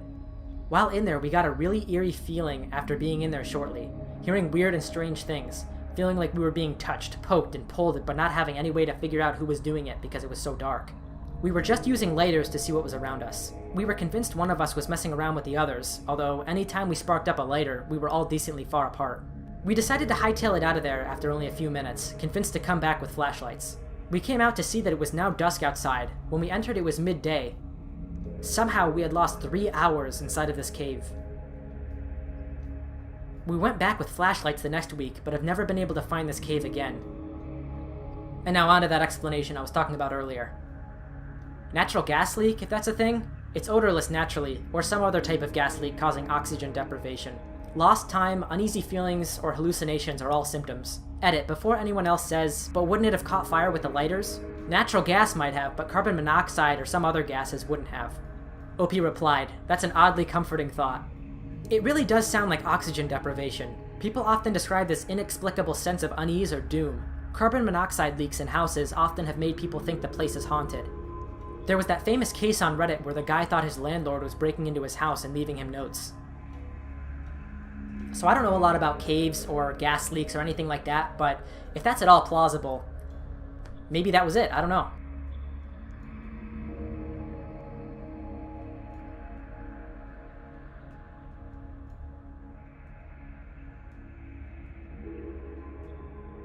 This next one was posted to the paranormal subreddit only like a month ago. It only has a couple upvotes, so I can guarantee you haven't seen this one yet. This happened a few years back, and though I've experienced other strange phenomenon since, this in particular is stuck in my brain. I worked as a server at what was portrayed to be a high-class evening restaurant where a reservation was required. The restaurant was inside of a pre-Civil War era stone house and located right in the center of a well-known haunted town with a lot of history. It was around 4:50 p.m., 10 minutes before opening. I was the only one on the schedule that night, besides for the chef. The dining room had large street-facing windows that had been sealed shut for years with no other opening to the outside. Everything was set up for the night, and all I had left to do was lighting the 15 or so candles that decorated the mantel and tables. The candles had no trouble sparking up, and they had steady, consistent flames. Before exiting from the dining room, I took a last remaining glimpse to ensure perfection and was very happy with my work. I then left for the kitchen to quickly check in with the chef before operating. I made my way back to the dining room after no more than a minute or two, and I'm not kidding, every single candle had been blown out. There was still smoke lingering from all 15 candles as well. My mind can't come up with any explainable logic behind it. There was no possible entrance into the dining room besides the front door, which had been firmly locked. The chef and I were the only two people there, and he wouldn't have been able to leave the kitchen without me noticing, since there's only one pathway between the two rooms. No fans or open doors, as stated before, sealed shut windows. I remember the air feeling abnormally still and getting an overwhelming sense of discomfort and dread upon re-entrance, as if I was being watched. Up until this day, I still haven't been able to find any solid reasoning behind the occurrence, and truly believe something unworldly was making itself known. So I don't know what to say for this one. I mean, to recap, all the doors and windows were closed. There were two people in that building, and neither of them could have been in the dining room when the candles went out. He even remembers the air in the room feeling abnormally still, so what could have caused this? Beyond that, all the candles lit up normally and everything was fine, so honestly no idea what this could have been. Okay, this next one's a bit longer than the others, but it's definitely freaky. Now, even if you don't believe in paranormal shit or anything like that, just put yourself in the mind of this kid. I mean, this was a young kid. And just to feel the paranoia and dread that she was feeling is terrifying. I mean, I think everybody remembers that feeling from, like, nightmares and stuff as a kid. Anyways, just because this one's a little bit longer, go grab a snack and get comfortable. I grew up in a densely forested rural area in central Virginia, and like most kids my age, 10 at the time of the story, I spent a lot of time playing in and around the woods. My best friend and I had found a creek one day while exploring different deer trails through the woods. This creek we happened on was a very rare find and the perfect spot for us to play. It was wide and deep enough to swim in, and had nice soft mossy banks on either side to rest on after we had tired ourselves out. The water was cool and clear, no copperheads and no mosquitoes because the water was constantly running. We were psyched. After a few hours of swimming, we had to walk back home for lunch, but made plans to pack lunch the next day so we could have a picnic on the creek banks and spend the whole day there. The next morning we set out for the woods at around 1 p.m., planning to have the picnic first and then swim after. We entered at the same spot we had the previous day and followed what we thought was the same deer trail. It was not. At the point where we should have found the creek, we walked into a small clearing that was covered in huge, thick ferns. We had definitely never walked past this before. So, being both hungry and tired of walking, we decided to eat in the clearing. We laughed and played around there for a while, spitting watermelon seeds at each other from our lunch. It was an absolute blast, and we were both in wonderful, giddy moods. That all changed, however, as soon as we packed up and set back out to find the creek. As we walked on, the woods started to feel darker and colder. We got skittish, and I noticed my friend kept whipping her head around to look behind us. After about an hour of walking, we came up on what looked like an entire overgrown bathroom. Sink, toilet, and bathtub all sitting arranged together and covered in ivy. It's pretty common to find weird shit like this in the middle of the woods, so we just walked on and made jokes to lighten the mood, calling it Bigfoot's bathroom. After another hour of walking and not seeing anything we recognized, we started to panic. Instead of trying to reach the creek, we were now just trying to find our way back home or out of the woods at least. I told her we should follow the sun and eventually we'd come up on a road or someone's property where we could find help. She insisted on another way, and we began yelling at each other out of fear and, let's be honest, little girl bossiness. I told her if she thought she was so right, she could just go and find her own way out and we'd see who'd get out first. Now, as an adult, I fully acknowledge I was being a stubborn brat and also an idiot. Worst possible thing we could have done. Not 10 minutes after splitting up, I began to hear someone walking maybe 100 feet behind me. Thinking it was my friend deciding to go my way after all, I slow down so she can catch up to me. Instead, whatever it was matched my pace. I slowed down, it slows down. I stop, it stops. This went on for hours. The whole time I was going back and forth on whether or not it was in my head or it was really something following me. I picked up a big stick, swung it a few times to make sure it was sturdy if I had to hit someone, and trucked on. As it began to get dark, I came up on something that made my heart sink into my stomach. It was Bigfoot's bathroom. I had just walked in a huge circle for hours, despite being 100% sure I was following the setting sun west the entire time. Confused and frustrated, I sat down on a log and just screamed my little heart out while smacking my whoop-ass stick repeatedly onto the ground. As I tried to collect myself, I heard the footsteps again, walking up on me from behind. I called out my friend's name as loud as I could. No answer. Then, after a short pause, the steps began to run towards me. I jumped up and booked it as fast as I could in the opposite direction. Now, this is the truly horrifying part, which I typically omit while telling people this story. As I was sprinting through the darkening woods, I began to hear what I thought were church bells. I look up to see the darkest, deepest cloud I have ever seen in my life. In the middle, it was so black it was like looking into the night sky, and the dark gray around it seemed to be swirling. It gave me a horrible feeling to look at. Almost like the nausea you get when looking through binoculars too long. What sickened me further is that I realized the sound of the bell was coming through the hole in the cloud. They were deafeningly loud, I mean really booming out of this thing. When I realized this, I stopped dead in my tracks. I felt a sense of absolute and overwhelming dread that has gone unmatched in all my 24 years on this planet. Something in my head began screaming that if I did not run away from whatever the hell that cloud was, no one would ever see me again. I would be gone. I did not want to run toward the thing chasing behind me either though, so I made a sharp right and took off away from both. It was now completely dark and I was running blind through the woods, smacking through branches, wheezing, and tripping every few feet for what seemed like an hour. Until I smacked into something low and flew over it, hitting the ground so hard all the air in my lungs was knocked out of me. As I lay there trying to recover, I realized I couldn't hear the bells anymore. Then my eyes adjusted more to the dark, and I realized what had just made me go ass over teeth was an old fence. Grabbing hold of it, I prayed it would lead me to a farm, and sure enough, it did. I walked up over a hill about a half mile to the back of the farmhouse, explained what had happened, and the farmer graciously gave me a ride back home. I was covered head to toe in scrapes, oozing blood, and more exhausted than I had ever been in my life, but I was finally safe.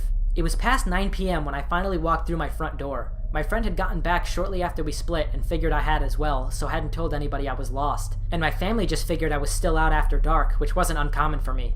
They were shocked when I walked in beat up and crying. Nobody had been looking for me at all. To this day, I wonder how long they would have waited to come find me if I hadn't been lucky enough to find the fence, and if it would have been too late.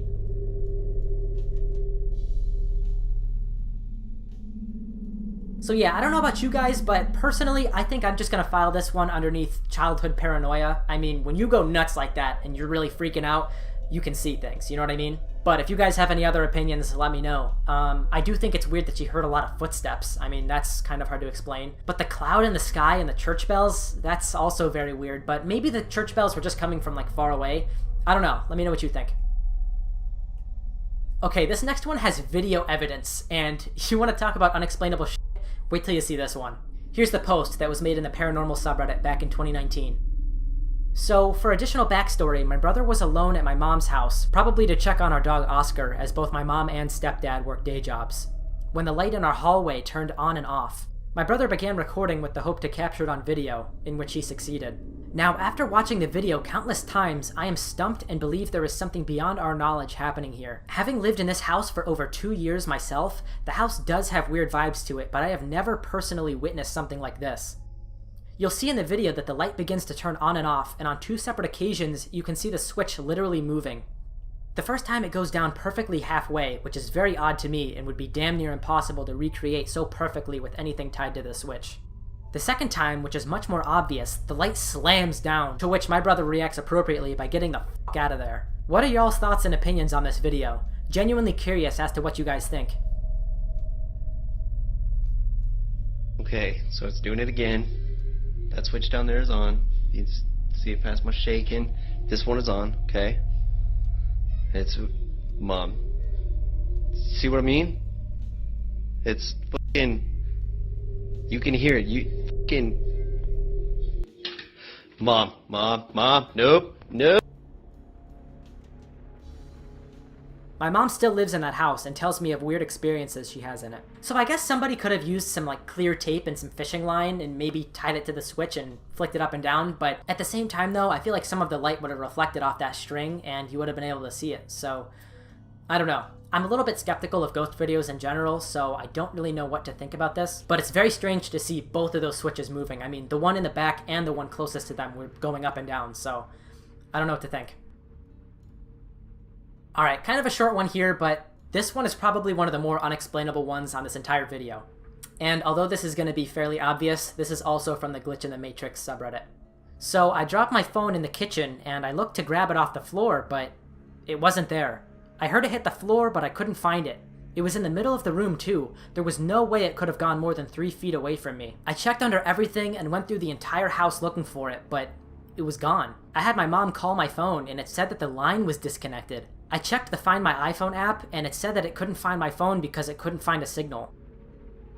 That was 4 years ago and we still haven't found it. It's like it hit the ground and immediately disappeared afterwards. Dude, if this guy isn't screwing around, where the f did that phone go? The fact that they couldn't even find it after calling it or after going through the Find My iPhone app is especially weird. Now here's the weird thing about the Find My iPhone app. Even if the phone is dead now, they still let you be able to track it. It always holds onto a little bit of charge just so you can keep finding the phone.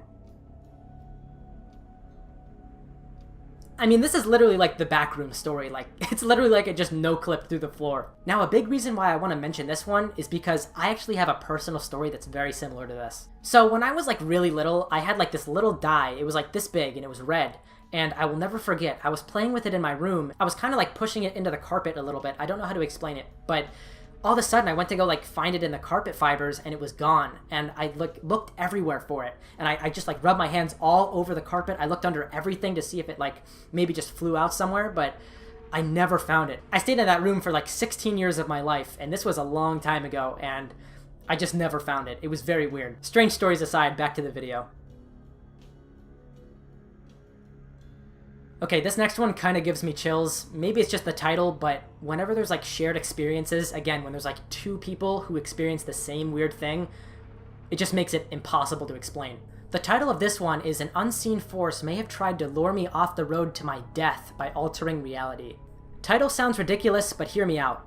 This happened a few years ago. I was driving through East Pennsylvania and I'm giving this girl I had just met at a friend's house that night a ride back to her place. Now, getting to her house involves going down a 1-lane road that I had driven on at least 100 times prior to this. At one section, the road meanders around a ridge by making a giant right turn. Then it does a sharp turn left after a couple hundred yards, and then right again, where these 2 logs laying on the side of the road make a kind of X shape in the ground. It's a very distinctive landmark, at least for me. This is the way this road has always been.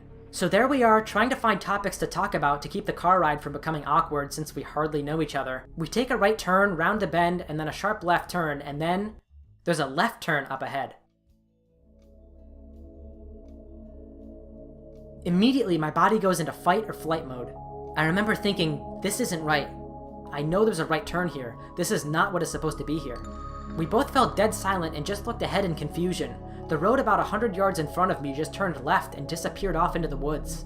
To the right, there was nothing, just the side of a hill and some trees. It looked completely natural, not like a mirage or anything, yet it felt so strange and almost intentionally deceptive. None of this made sense. I knew these roads, and as we approached the turn, I decided that I'm not going down that road. Something bad was down that road. So I just made the irrational decision to turn right instead and hope for the best. The girl in the car put her hands on the dashboard to brace for impact. My eyes were still fixated down the left turning road as I started steering to my right, and then as my gaze shifted towards the direction I was now driving in, suddenly I could see the correct road in front of me again. Everything was back to normal. I looked in the rearview mirror and sure enough, the left turning road was non-existent. My hands felt icy cold and I was physically shaking. I pulled over to my right and just sat there in silence. We contemplated going back to investigate, but just looking at the road behind me gave me a sick feeling in my stomach. She felt it too. I was very hesitant to go back down that road again and avoided it as best as I could after that. But a few weeks or months later, I decided to go back in the daytime to check it out. I pulled over at the right turn spot, got out of my car, and walked around the area.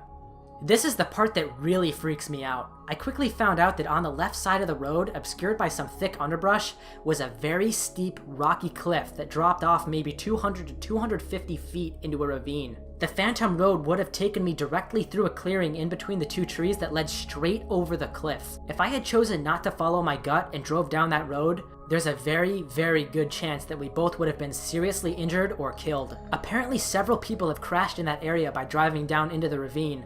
Might just be a coincidence, but who knows. I don't know what to make of this event. If I was alone, I'd be more willing to write it off as a hallucination or a trick of the eye, but I wasn't alone. She saw the same thing I did. I wasn't intoxicated, although my passenger was a bit buzzed if I remember correctly. I've also never experienced anything out of the ordinary in my entire life other than this.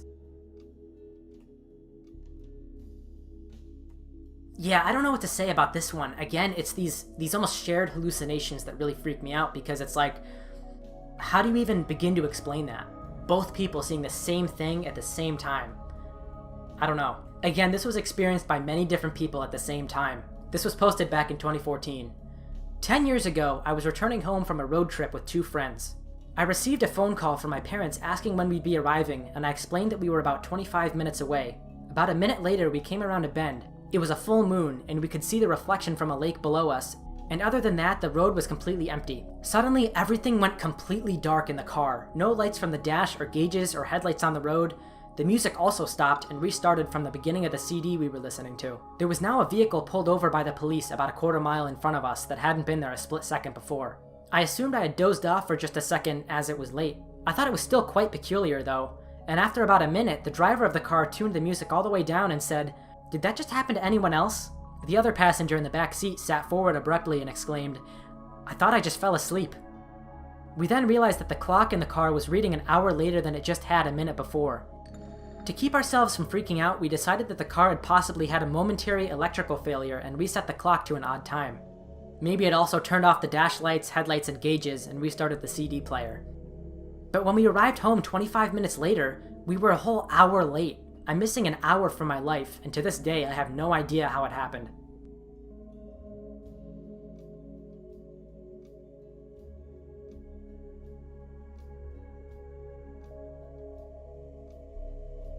Now the first thing my mind kind of jumps to with this one is like a natural EMP, maybe something from like a solar flare.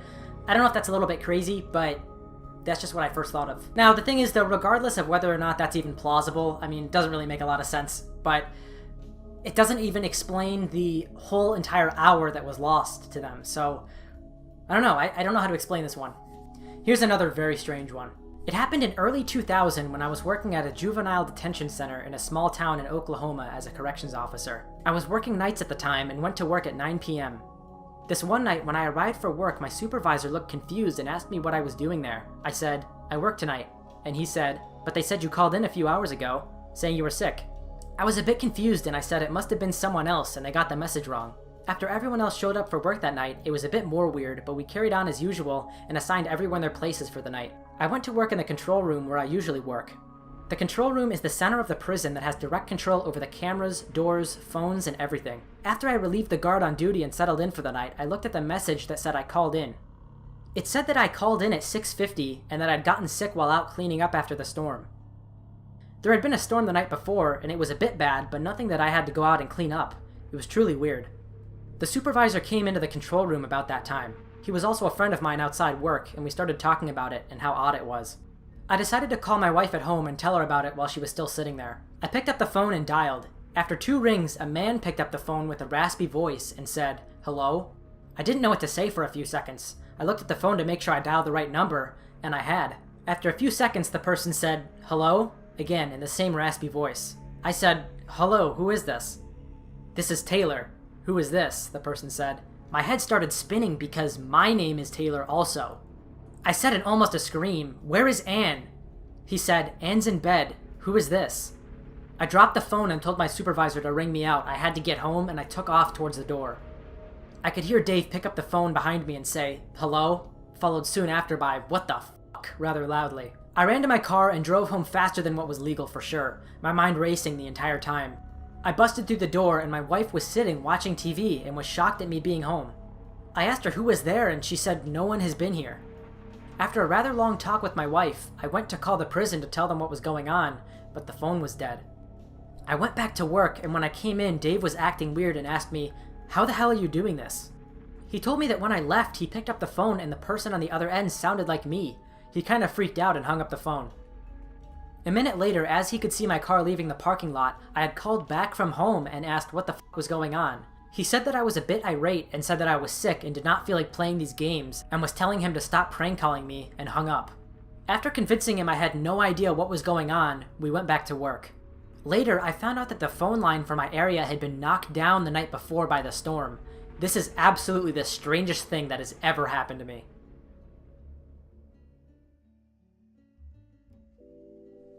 And guys, that's all I've got for you. That's all the stories. Now wait, before you go, if you're new here, please be sure to subscribe for new stories just like these. I'm consistently going to be putting videos out like these where we just go through some crazy stories online, so if this video interested you, which apparently it did, I mean, you've been sitting here for like an hour, then be sure to subscribe and hit the bell so you see more stuff from me. Again, I really hope you guys like this, and if you have any strange stories like these, be sure to comment them down below. Anyways, I'm bad at outros. Blah!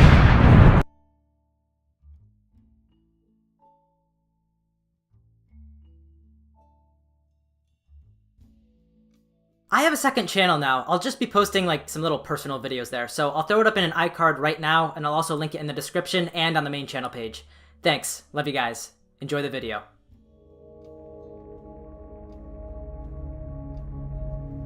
Alright guys, welcome back to another video. Today we're going to be exploring more glitches in the Matrix, as people like to call them. Basically just crazy, unexplainable shit.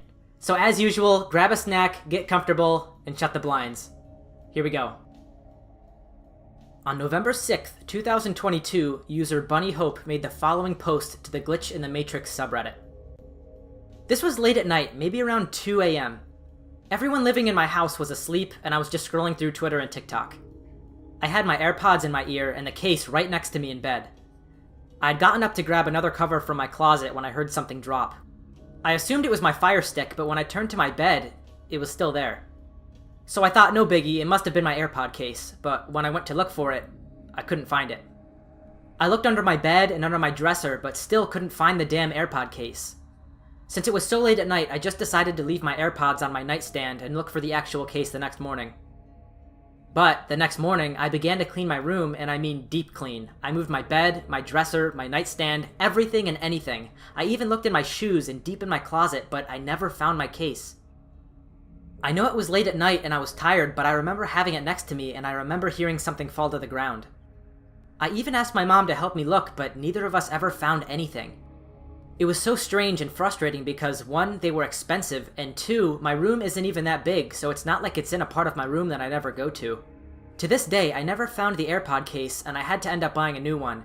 Thankfully, they weren't as expensive. Now, if you've been around for a little bit, you'll know that I just made a video similar to this where we covered a guy who dropped his phone and just never found it. And it's been like 4 years and it's never popped up. I don't know why, but those stories in particular are some of the most fascinating to me because they just completely defy logic. Wow, this next one is a really good one. It's a little bit more popular, but for good reason. It was a bit long originally, so just know that I cut some of the fluff out. I'd like to preface this by saying my husband is an electrical engineer and I'm a teacher. We're not crazy people. So back when my husband and I were dating, my husband was in a terrible car crash. His truck hit black ice and he slid into oncoming traffic. His truck was completely totaled, so was the other truck he hit. The weird thing is though, both he and the other guy were completely fine, not a scratch on them. All my husband had was a bruise on his knee. The first responders were baffled, as was the towing company and insurance when they realized no one had died or were even severely injured. Fast forward to a few days after the crash. My husband comes over to my apartment. We're having a conversation about a university class we're both in, and he casually asks when I got the flat screen TV sitting on my dresser. At this point, I'm very confused because I've had that little flat screen since I was 13, and I've had it the entire year that we'd been dating. I asked him what he was talking about, and said that I've always had the TV. He told me to quit pulling his leg and asked me what I did with the old tube TV. I had no idea what he was talking about and told him so. He's convinced I had a tube TV. I proceeded to get on Facebook and showed him a picture we had taken 2 weeks prior with the TV in the background. It's a flat screen in the picture. My husband goes white like he's seen a ghost and just stares into space for a minute, and eventually his eyes started to water. I asked him what was wrong and he said, "I swear to God, I'm not crazy. You've had a tube TV since we started dating. It was a tube TV when we took that picture." I brushed it off as his head being rattled from the accident and he didn't bring it up again. However, anytime we hung out in my room, he'd always look at the TV weird. Fast forward about 7 years, and the couple are now married. Somehow, my husband and I get on the topic of fires, and he goes on about the danger of kitchen fires, and I say, "No need to worry, we're all set with the extinguisher in the closet." He looks at me like I have 3 heads and asks me what I'm talking about. I remind him about the extinguisher in the front closet where we keep the coats. We've had it for 3 years. He insisted we buy one when we bought our house. My husband shakes his head and tells me he has no idea what I'm talking about, and we don't have a fire extinguisher. I remind him about not only my memories of fighting about if we really needed one, where to put it, buying it from Home Depot, but also installing it to the wall in the closet. He looks at me with confusion and tells me none of that happened. I get up, go to the closet to show it to him, all the while cursing at him for being an asshole for forgetting our 2-week fight about it, and lo and behold, no extinguisher. Not only is there no extinguisher, there's no holes in the wall where I know we installed it, no fresh paint. This wall has never been touched. I insist he's moved it and fixed the wall and asked why the fuck he would play such a stupid prank. He continues to insist we've never had one, let alone talked about getting one. This goes on for several minutes. I'm approaching hysterics, telling him to quit playing with me when he finally says, "Now you know how I feel about that TV." We didn't speak about it for a long time.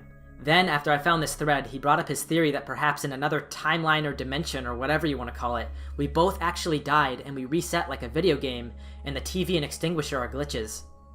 I don't know if I agree with him. All I know is that I've never been so rattled in my whole life, and every time I get something out of the closet, I'm overwhelmed with this feeling of wrongness. I know it should be there, but somehow it's just not. I can't explain it. He says he will go to his grave, swearing I had a tube TV. Now, this is definitely something that I personally feel like would drive a lot of people to insanity, regardless of whether or not any of that actually happened, even if it was just a mental thing. I mean, being so certain that something was there and then having it not be there or be completely different from how you remember it has just got to be terrifying. But this is a perfect example of why I like these stories, and again, I'm not usually a believer in the paranormal, but they just don't make any sense. This subreddit is really not known for people writing fictional stories like No Sleep is. This is just people trying to make sense of crazy things that have happened to them. But whether it's just something going on in our minds or something greater going on with the world, just having these crazy things happen must be extremely disturbing. I mean, that guy's memory of that tube TV was literally strong enough for him to be brought to tears. It's crazy.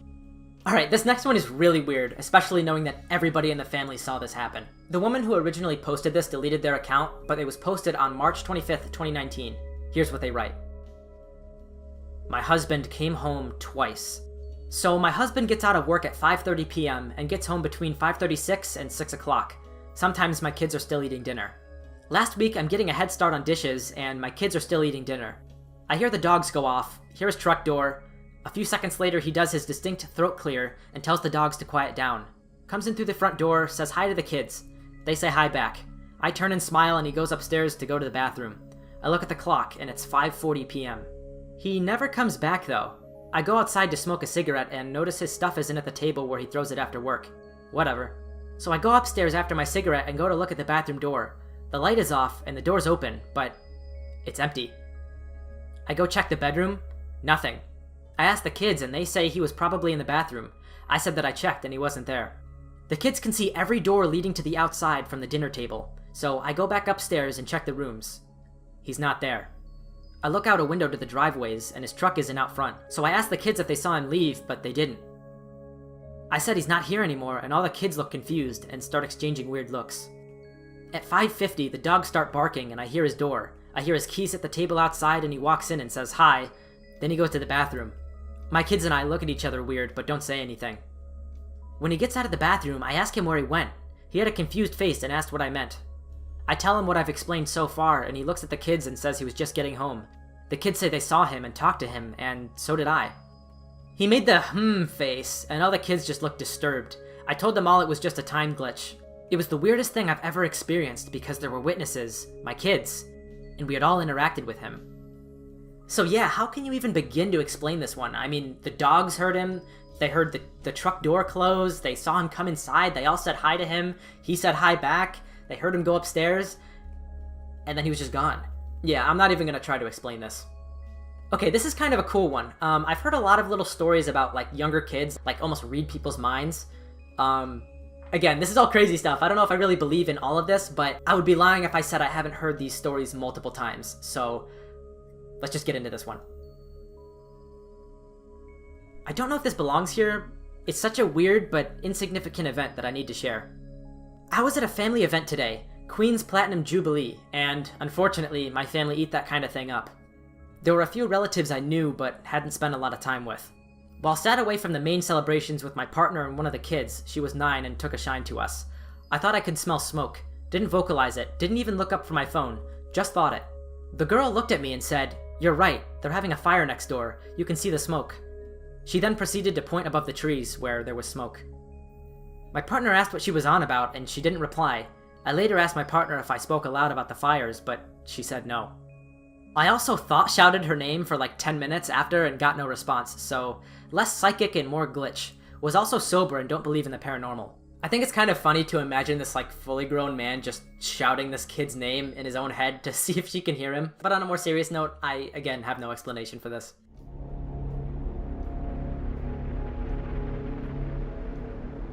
Alright, I really want to hear your opinions on this next one, so feel free to leave a comment. My boyfriend and I live 2 miles outside of town in the country. Yesterday, I had to run into the grocery store, so I grabbed my boyfriend's keys, as my car is not drivable right now, and headed toward town. About 1/4 mile up, the most unreal, freaky thing happened to me. I saw a vehicle approaching from the opposite direction that was unmistakably my boyfriend's car, the same one I was driving. I looked at the driver as he passed, and it was my boyfriend driving it, looking at me just as confused as I was looking at him. I called him immediately and asked what the hell that was, and of course he had no idea what I was referring to, and I didn't think he would since he was at home when I left. I got to the grocery store and sat in the car shaking and dumbstruck, trying to figure out what just happened. It took me a good 15 minutes to feel sturdy enough to go into the store. I don't know exactly what happened, obviously, but I have my thoughts. So as the story was starting, I almost clicked off because I thought that she was just going to say that she saw the same car, and I was like, everybody kind of does that, you know what I mean? When you know of a car, you always see it on the road. But then when she said she saw her boyfriend in the same exact car, that just blew my mind. And the thing is, this isn't like some old relative or some old friend, this is her boyfriend. She sees this guy every single day probably, so she knows the face. It's not like it's easily mistaken with somebody else. And the fact that he was looking at her, giving her the same exact face, makes me think like maybe in some other reality or whatever, he went to her and said the same thing. Maybe he even posted onto the same exact subreddit with the same story. Now again, I don't know how much I believe these. I don't know what to think because, again, I'm usually a very skeptical person, but the unexplainability, that is definitely not a word. You get my point though. The fact that these are just so impossible to explain makes them so fascinating, and it's just very difficult to wrap your brain around.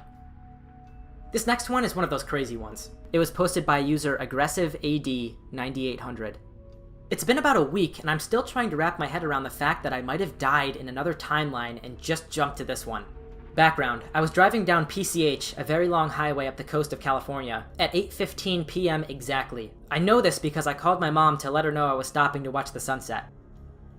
So as I'm watching the sunset, I hear a car horn blaring, and I mean it was loud. It sounded like it was coming right at me. I turn around and see a car coming straight for my car, but suddenly, I'm sitting on the ground. Very confused, a headache is starting to come on, but I wasn't hit. My car wasn't hit, and I'm still breathing. Obviously freaked out, I get back up and I check my phone to call my mom because this is just crazy, and I noticed that it was 8:13 p.m. I checked my phone to see if I actually did call her, but there's no history of it. I shake the nerves off and decide to just get home quickly, thinking maybe that was foreshadowing an event I did not want to actually live through. Once I'm home, my mom asked me why I called her and just hung up. I asked what time I called, and she said 8:15 p.m. There is still no history of me calling her on my phone. Am I crazy, or did I just switch timelines? This next one was posted by user CarpeDMCC. I want to start by saying that I've never done drugs, have no history of mental illness, and I wasn't drinking at around 7:30 a.m. when this happened, nor had I the night before. I take the bus in the morning and I wait at a pretty large outdoor terminal. Lots of people walk their dogs and walk around it in the morning by where I normally stand. 2 days ago, I saw a tall guy walking a dog that was a golden retriever type. That's not unusual. He was wearing a gray sweater and khakis and was tan in complexion. I looked away for a second and it was like he and the dog had both paused.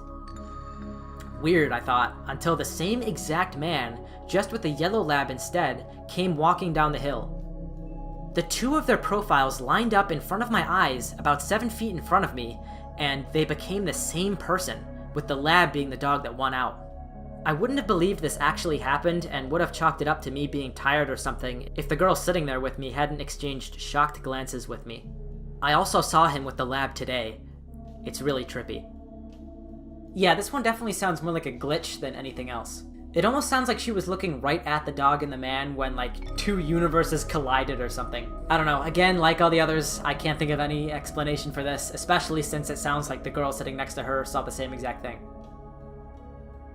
Wow, I can't imagine what I'd be thinking if this next one happened to me, so let's just read it and then we'll talk about it. I apologize if this doesn't make sense, but I'm freaked out and I have no idea how to explain this. My coworker and I were driving back from dinner to the place we were staying at. We had driven this route a handful of times and we were very familiar with the surrounding area. It was a 7-minute drive from the restaurant to where we were staying. So we left the restaurant and had a straight drive for about 2 miles. No turns until we had to take a right turn into the parking lot of the property we were staying at.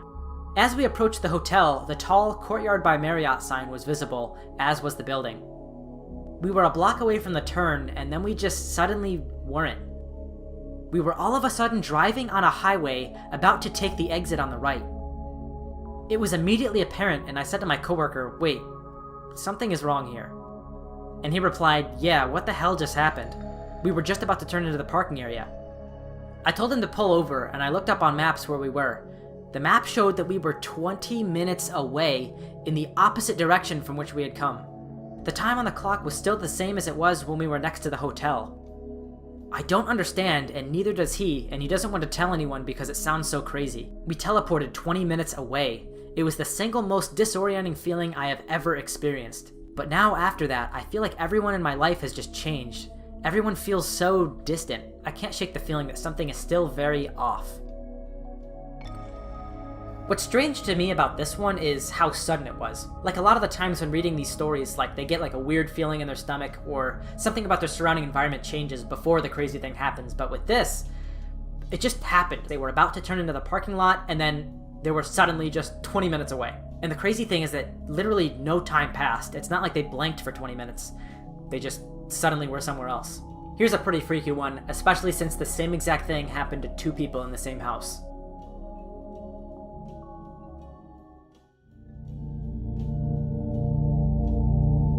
Okay, this is gonna sound weird, but I have no idea where else to post this. 3 nights ago, it was in my 19-year-old daughter's room, and she went downstairs to get a snack. When she was downstairs, I heard her say, "Where are you hiding?" So I asked who she was talking to. She said her 17-year-old brother. Her brother was dead asleep in his room, so I said, "No, he's asleep." After a pause, she ran upstairs and freaked out. She had me look in his room and verify he was there. After which she told me she saw her brother in the hallway and she followed him down the stairs. When she got to the bathroom, he was gone. This was very weird, but it was late at night, and honestly, I thought that she believed it happened, but that it didn't actually happen. Well, then comes tonight. I'm in the downstairs bathroom and I hear my son come down the stairs, walk down the hall, stand outside the door, and I see a shadow, and he says, "Hey Ma." So I say, "What's up, bro?" No response. So I say, "Yeah, Vin?"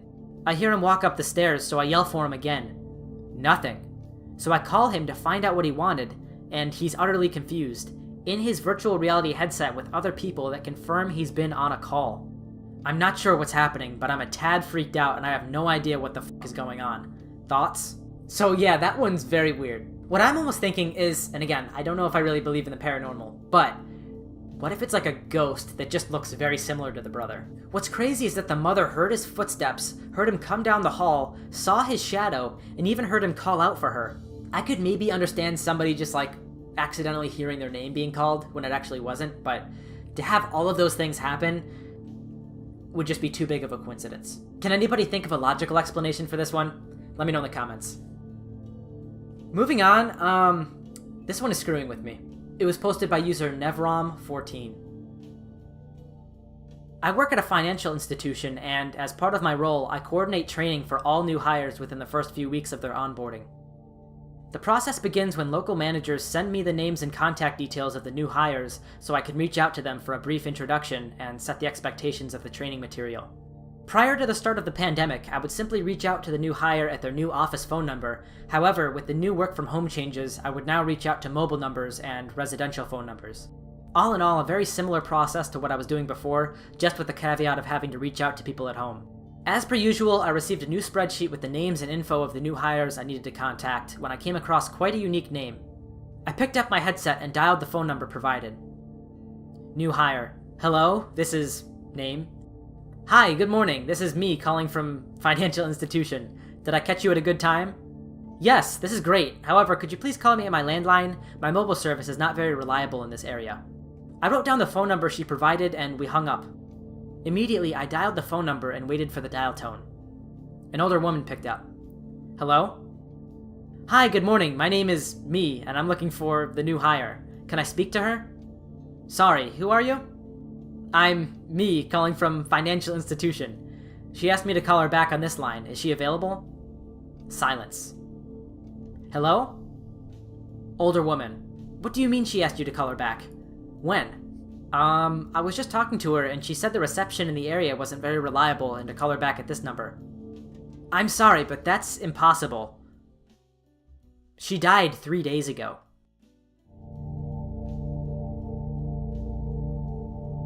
I double-checked that I had the right phone number with the woman. Yes, that's correct. I'm sorry, I may have written down the number incorrectly. I apologize for the inconvenience and I'm very sorry about your loss. I hung up and was lost for words. I somehow managed to write down the wrong phone number and reached a residence with a recently deceased person who had the same unique name.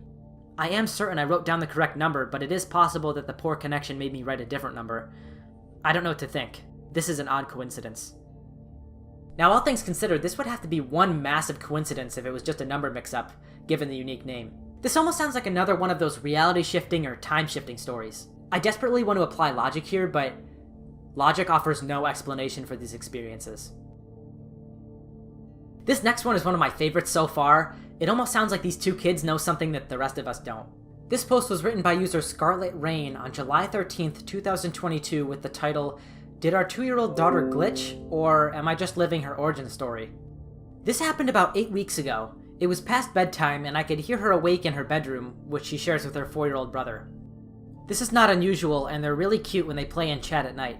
So no big deal, right? I walk up the stairs and I can hear their little chatting and giggles. So I decided to pop in and see if they need anything and to remind them it's sleep time. I stepped over the gate, so I was inside the room, but only about 1 step inside. The hall light was on and it lit up their bedroom. My son is in the left bed and my daughter is in the right. I say something like, "What are you two up to?" And they sheepishly tell me they're playing. My eyes adjust and I can see my son in his bed and my daughter in hers. I can see them moving and getting comfortable as we chat. The light is low, but enough to see the shapes of them, the reflection in their eyes, and the reflection on their bedroom floor, which is a narrow gap between their beds. We chat for about 3 minutes, and I ask them if they need anything. I clearly hear my daughter's voice answering me from her bed. As we're talking, I feel something brush the back of my leg.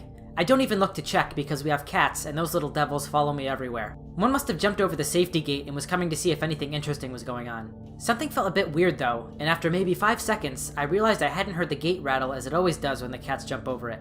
Ah, the cheeky little fur demon must have snuck in when I put them to bed, and that's probably why the kids are awake and giggling. I turn and look at the small gap behind me, expecting to see a little black cat. I shit you not, my 2-year-old daughter is stood there. I am so shocked, and I say to her, "How did you get there?" And that girl just starts giggling her little butt off, like hysterical giggling. I start nervously laughing. I say, "You were just in bed. Did you just teleport, little miss?" And we all start laughing. I'm persistent though, and I ask a few more times. "How did you get behind me?" But she doesn't answer me, she just keeps giggling sweetly. I ask her brother, "How did she do that?" And he just carries on laughing. I even say, "What's going on here? What are we all laughing about?" But neither can answer, and I am baffled. After a minute or two, I say something like, "Alright, super baby, let's get back in bed." I tuck them back in and close the door behind me. I am totally freaked out. Not scared or anything, just utter confusion. It felt like I had just looked up and the sky was green. Now, I had been looking at her in her bed. I was talking to her. I could hear her voice coming from her bed. And I did not see her get out of the bed. I didn't see her walk towards me in the thin strip of floor space. I didn't hear her footsteps on the floor. She didn't make a peep of noise. It was like she just appeared behind me. Now, after reading this one, of course, I sat there and tried to think of an explanation, and this one really sort of screws with me because, as she says, there's just a thin strip of floor space in between the two beds, so she definitely would have seen this kid get up. Even more than that, though, she was literally talking with her while she was in bed. I mean, she even remembers seeing the reflection of the light in her eyes. So I don't know, her daughter was definitely in the bed and then suddenly just appeared behind her.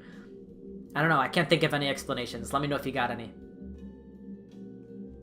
Oh, this is a short one, but man, I think I'd go crazy if this happened to me. This was written by user Apocalypse Tea Party on the 4th of June, 2002.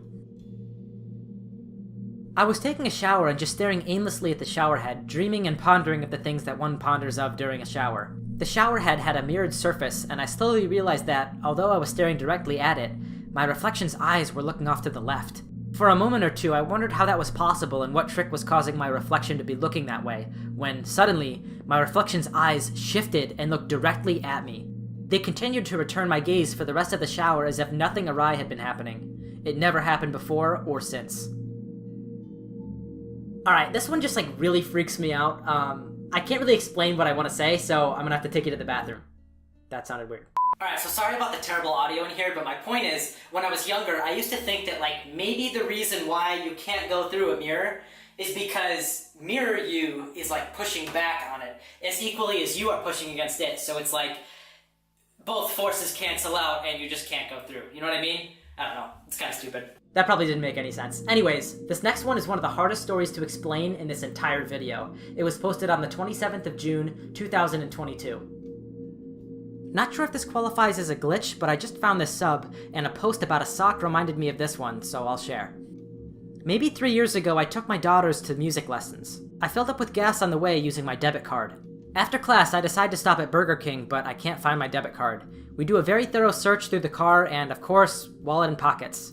Nothing. I assume that I must have dropped it at the gas station, so I order a new card and move on with life. Last year, my house flooded during a hurricane. As a result, the walls had to be torn down.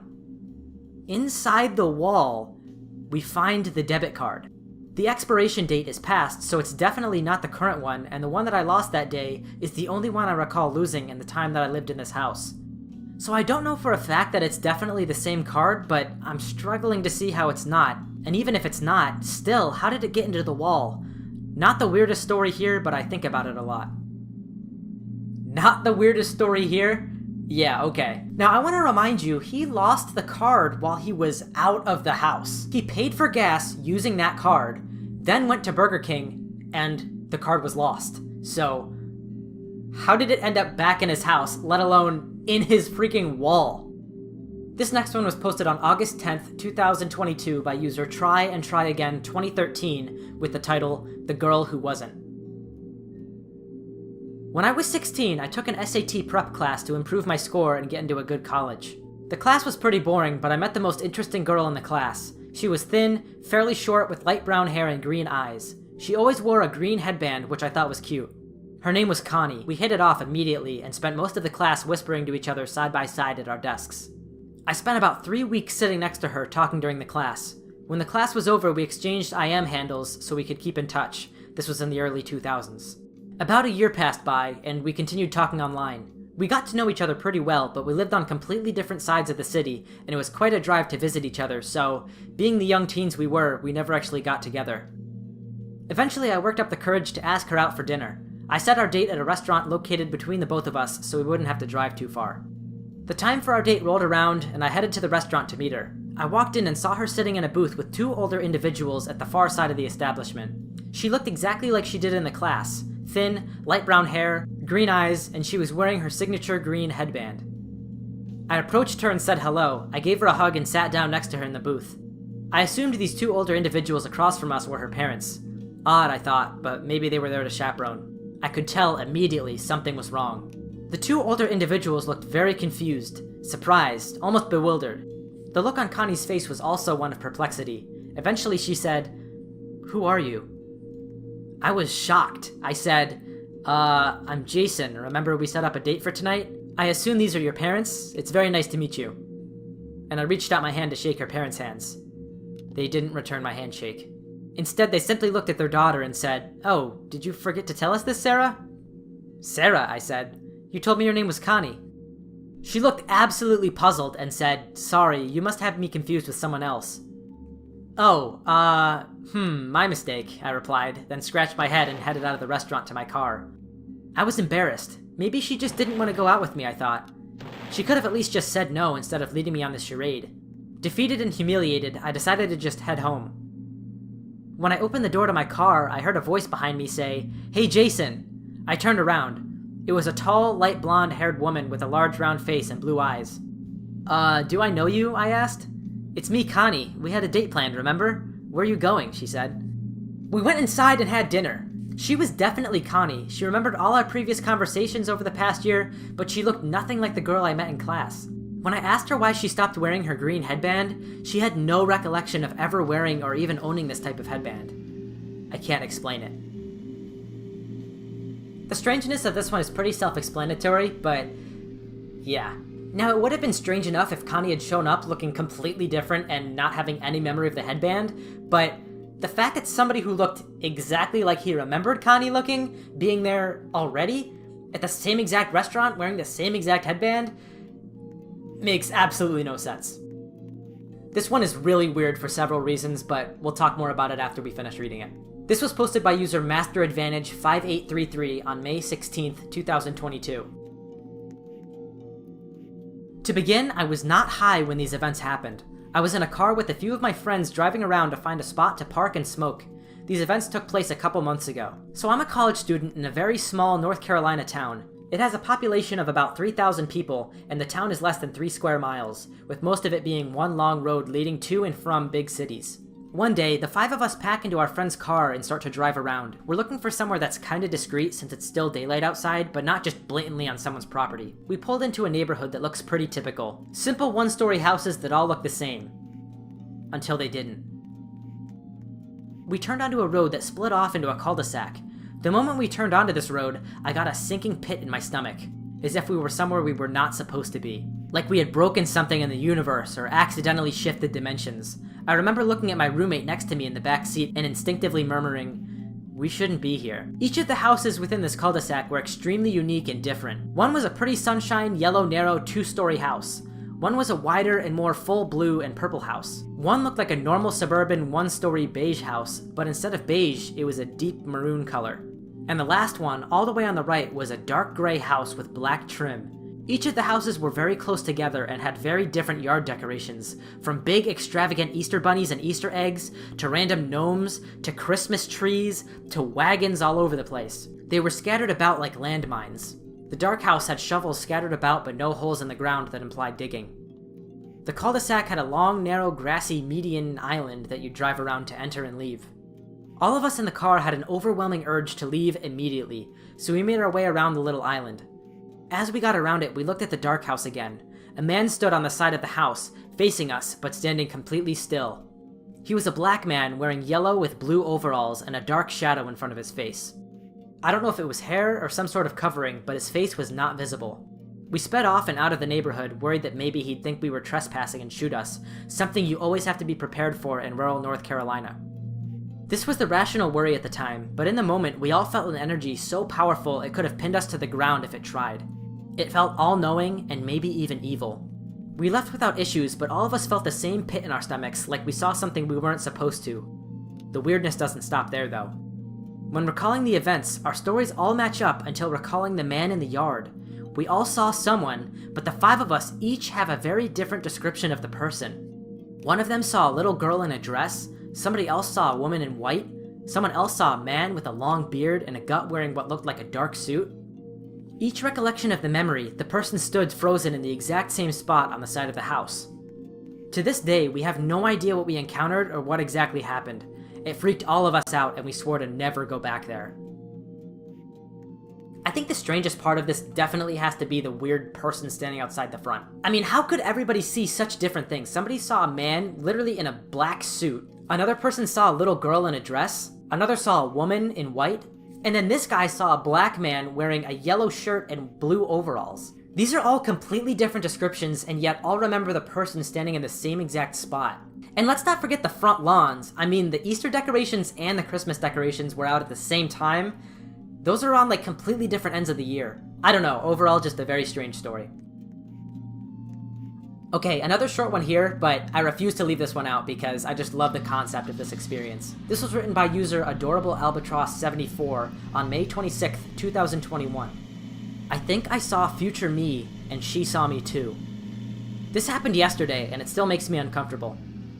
I was at the train station on my way back from work when I saw a couple. What drew my attention was the fact that they were speaking my language, so I looked at them. The woman was built and looked exactly like me, and I don't have a very common appearance for the country I live in, but a decade older, and the man was an aged carbon copy of my current boyfriend. But what really set my creepy radar off was the following. She had the tattoo I had always wanted to get, exactly where I wanted to get it, and it's a very personal design, only my best friend knows about it, so not a common tattoo. He was speaking my native language with a very distinctive accent of his home country, which is similar but not the same as the way people from the country we live in speak my language. So I looked at them when they were facing the other way, feeling extremely creeped out. It was then that the woman turned around and saw me, freezing instantly as if she had seen a ghost. Then I finally managed to look away and run towards the exit. I really feel like I'm going insane here. It was as if I, remembered that exact moment and knew exactly when and where to look for me. I didn't tell anyone because I didn't want them to think I'm completely nuts. Again, the idea of this happening is just super fascinating to me. I actually just wrote a little story very similar to this where someone goes back in time and kind of like meets their younger self. I do a lot of fictional storytelling on this channel as well, not just videos like these. So if you want to check it out, I'll link it in a card up there. I don't know which corner it's going to be in, but one of the two top corners. Now this one is a little bit more wholesome than the others. It has to do with astral projection, and honestly, this is one of those things that you can't really deny the possibility of because we just don't know how consciousness works or why it's there or what powers it, you know what I mean? Anyways, this was posted 3 years ago on May 5th, 2020 by user Venus Valkyrie JH. So this happened about 7 or 8 years ago. My husband and I were laying in the bed one night watching television. Out of the corner of my eye, I saw a child in the doorway of our bedroom. Thinking it was our only child at the time, I tapped my hubby and said, "Hey, look, I think Connor's trying to scare us." He turns and looks, and his child walked into our room. I can't explain it because it was one of those moments that seemed somehow different. We watched in silence, soon realizing that this child was not our son. He toddles in, head slightly tilted back, curls bouncing, and diaper squishing as he goes to the end of our bed.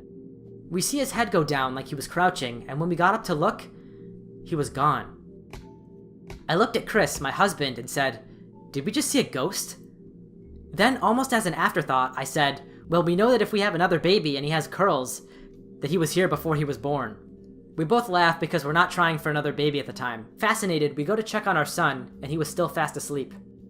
A few months later, I'm pregnant. Surprise. So fast forward, and our new baby, Liam, is 2. He toddles into the room, head tilted slightly back and curls bouncing, and it hit me like a bucket of ice water.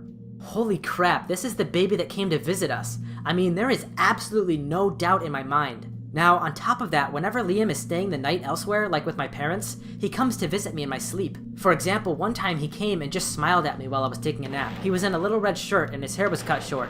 He left with it long. The next day, I go to pick the kiddos up from mom. Lo and behold, his hair is freshly cut and he's wearing a little red shirt. I asked my mom, "Did he wear this yesterday?" And she replies, "Oh, yeah, he did, but he insisted on wearing it today, so he is." I look at him and say, "Did you go see Mama yesterday in Mama's dreams?" He just looked up at me, he was 4, all big blue-eyed and serious, and nodded his head. So that's my glitch in the Matrix story. One of many, but the most profound. Our son, I guess, travels astral and even stopped to see us before he was born. I would know those curls anywhere. The fact that my husband witnessed it with me makes it even more weird, but utterly fascinating. I'd really like to hear your opinions on this one if you haven't left a comment yet, because I just can't believe that she saw this and the husband saw it as well. Also, a lot of people always come to me with stories similar to these, so if you have something like this, be sure to drop it in the comments. I love hearing those. Alright, I love the idea of this next one. It just sounds like such a beautiful and breathtaking experience. This post was made by Brandon the DJ on October 26th, 2020. Here's what he says. We were all completely sober. Quick preface. So back in the summer, we had a huge friend trip to Lake Powell. For anyone that has been there, you know it's absolutely beautiful. Anyways, we were boating, going deeper and deeper through the canyons. At one point, I thought in my mind something along the lines of, damn, this place is so beautiful, it almost looks fake, or like it was designed to look this way by something. When I started thinking that in my mind, a friend turned around to me and said, dude, it feels like we're in a movie and we're looking at movie props. It looks so fake. And I turned around and looked and said, dude, what the f did you just say? I was thinking the exact same thing. And we were both freaking out about it, but then it got a little freakier. We were sitting at the back of the boat looking at our 10 or so friends standing up while the boat was slowly going through the canyons, and as I watched them looking at the scenery, I experienced an altered state of consciousness. The best way to describe it is that the facade of the human experience was dropped, and all of a sudden my friends looked like gods or angelic beings experiencing Earth, and just enjoying the moment. My friend turned to me and said, dude, look at our friends. They're so beautiful and alive, they look like angels. And I knew at that moment we were both experiencing the same thing. The best way to describe what we saw is that it looked like we placed ourselves in a video game and we were enjoying what we created. It's super hard to describe this experience. If you've seen Maze Runner, you know how they make you forget everything before you go into the maze, but yet you know you had an existence before. It felt like that. The nature of reality teased us and slightly withdrew, and we saw our friends in this earth for what it could truly be for a brief moment in time. At first I just imagined that this was somebody having like a moment of clarity, so to speak, just sort of like really taking in their surroundings and feeling grateful for everything, but it is very strange that they seem to both have seen the same thing. It's almost like they were able to see their friends' souls for a minute. I don't know what would have caused this to happen to both of them at the same time, but like he said, very fascinating. I don't know, it's just like, these stories really make you question everything. Like, how do I explain this? Like, lately I've been thinking a lot about like the nature of the soul and consciousness and our minds. Not just our brains, but our minds. And when you really think about it and you look at what we know about that stuff and what we know about the soul and what we know about just, again, consciousness, we really know very little. So I don't know, it's like when you hear stories like this, you have to be careful to not just dismiss them because we don't really know what we're talking about, you know? We have psychology, we have biology, we understand how the body works, the physical body, but it does feel like there's something more, you know? It feels like consciousness is somehow beyond that. I don't know. Let's get back into the stories, I guess. Okay, this next one is one of my favorites. If you haven't been freaked out yet, just put yourself in this girl's shoes. On October 23rd, 2021, user Abandoned Truck Stop shared her very strange experience. I posted this story on a different sub, and a lot of people suggested posting it here, so here goes. I have always wanted to share this story, as it still keeps me up at night sometimes thinking about an explanation for it. When I was in college, I worked at a sports bar restaurant in Colorado. Before I was able to become a waitress, I had to be a hostess for a month. One Saturday, we got pretty busy because there was a local baseball game happening. I was seating people pretty frequently throughout the afternoon. Towards the end of the lunch rush, a couple came into the restaurant. I remember commenting on the woman's large turquoise necklace, telling her how pretty it was as I showed them to a table on the back patio, having some useless and polite conversation with them the whole time. I went and got them waters and brought them to the table, told them their server would be with them shortly, and returned to the host stand. About 5 minutes later, the same couple walked into the restaurant and toward the host stand. I was very confused and asked if they needed to be reseated. The lady looked at me seemingly just as confused as I was, and I noticed her large turquoise necklace again. The man said, 2 please, and I instinctively grabbed 2 menus and told them to follow me, thinking someone was playing a joke on me. I turned the corner to get a view out to the back patio where I sat the couple originally, and saw that the table was empty. Per the couple's request to sit outside again, I led them to the patio and noticed 2 waters and 2 menus sitting on the table already. I didn't know what to do, so I picked everything up and told them I would get them some new waters. I made my way to the bar to get waters, and the waitress from the back patio section came up and asked if I was okay. She said that 5 minutes earlier she saw me walk to the patio holding 2 menus as if I was seating people, but there was nobody there. Then I came back with waters and put them down as if I was talking to people, but the seats were still empty. She said she was on her way to come check on me because her and other guests on the back porch were concerned about what I was doing, talking to nobody. I asked if there were other people there now, and she looked confused and said, yes.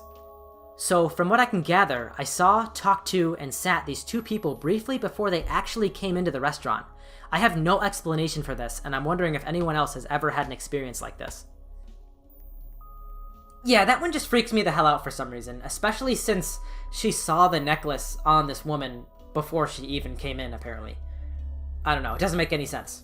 Alright, this next one is kind of a fear of mine. The title is, My Friend Seems to Have Just Disappeared from the Face of the Earth, and I don't mean went missing, just disappeared with nobody recalling her ever existing.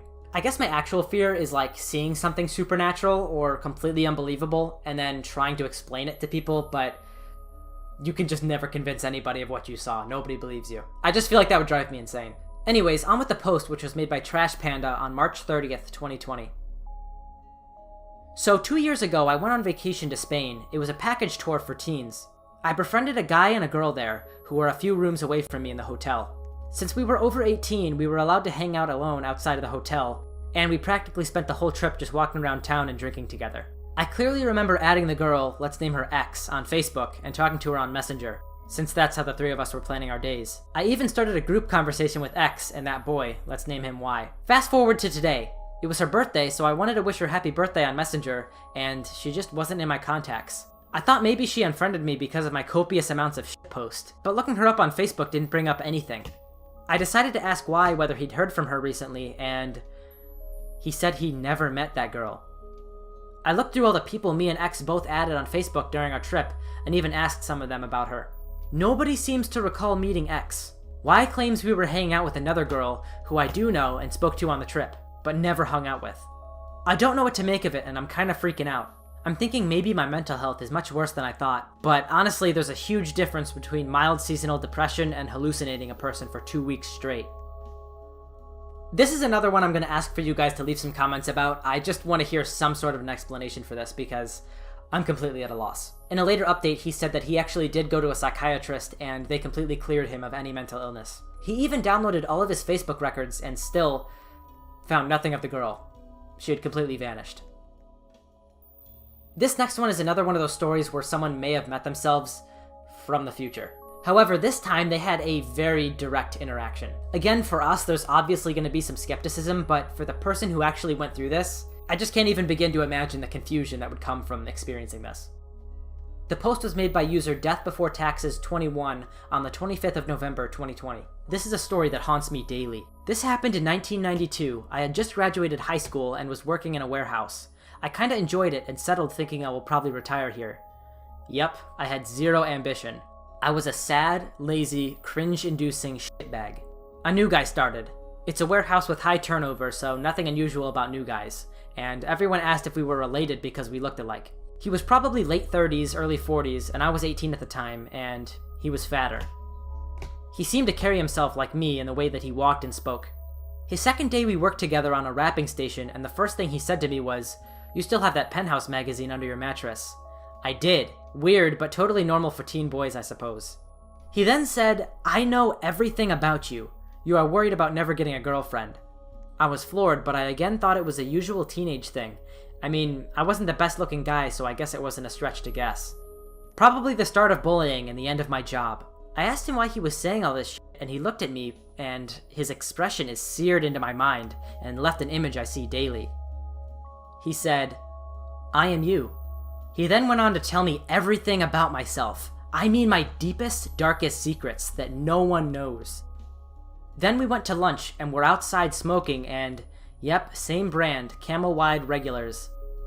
Hard to find where I lived, so I had never seen anyone smoking them. I asked him to be serious and asked how he knew all this shit. He said, "I already told you, Tom Talk. Tom Talk is a nickname only one person called me, and he was my dad's friend I barely saw. A crappy Jetta pulled into the parking lot, and he said, 'That's our girl. She is a demon who is horrible to us.' I asked him why he's with her, and he said, 'She's the best we could do.' When she got out, she was disgusting looking. I mean, trailer trash would be too kind, and she waddled her ass over to us. She said, 'Let's go.' Before he left, he stared right into my soul and said, 'We deserve better. Please, go to college and stop being lazy. Make something out of yourself.' Trailer Park Girl just kinda laughed like, 'Yeah, right.' He left with her and I never saw him again. I think I ran into a younger version of her at a friend's house years later, and he introduced me and said we should hook up. I said no. I went to college and stopped being a pathetic, lazy cringe fest. I accomplished everything I set out to do, as I always felt the need to not let him down. I know none of this makes sense. How can I explain something I barely understand myself? None of it makes sense whatsoever, like, why would a future me get a job with me? He had to fill out a job application and have his references checked, right? Yes, I asked my manager about it, but he just told me to mind my own damn business and to focus on my job. Has anyone had something like this happen to them? It's haunted me daily since. I'm 48 and I have not seen any time travel machines. Help me out here, maybe end this once and for all. Please tell me your experience. So my initial knee-jerk reaction was that this was just somebody playing a trick on him, but he says that these are his deepest, darkest secrets. I mean, these are things that he's probably never told anyone, so how could this one random person know all this stuff? Even if it wasn't actually his future self, that part of it makes absolutely no sense. Sadly, we're probably never going to get any of the answers to these questions. This one is literally straight out of a Twilight Zone episode. This was posted on April 17th, 2020 by user Latalian. I really don't know where to start with this. I'm gonna try to give every single detail I remember. It happened this morning, so it's not like it was that long ago. I've been looking up things online basically all day trying to find some sort of solution to this, but I really truly feel that I'm losing my mind. I can't find anything, and believe me, I've looked. The closest thing I could find was a link to a post from like 3 years ago in this subreddit that really had nothing to do with my problem, but I'm gonna tell the story here in the hopes that someone can tell me what the hell happened. I don't really have a history of any prior mental health issues. I had ADHD as a kid, and I went through a small cycle of depression years back, but that's about it. This whole corona situation has me working from home, so that allows me to basically have a sleep schedule of my choosing. When I woke up this morning, it was probably closer to noon. The family wasn't home. This isn't strange, as most of the time the old lady and the kids are off doing their own thing by the time I wake up. But when I go to make a bagel, I saw that the back door was open.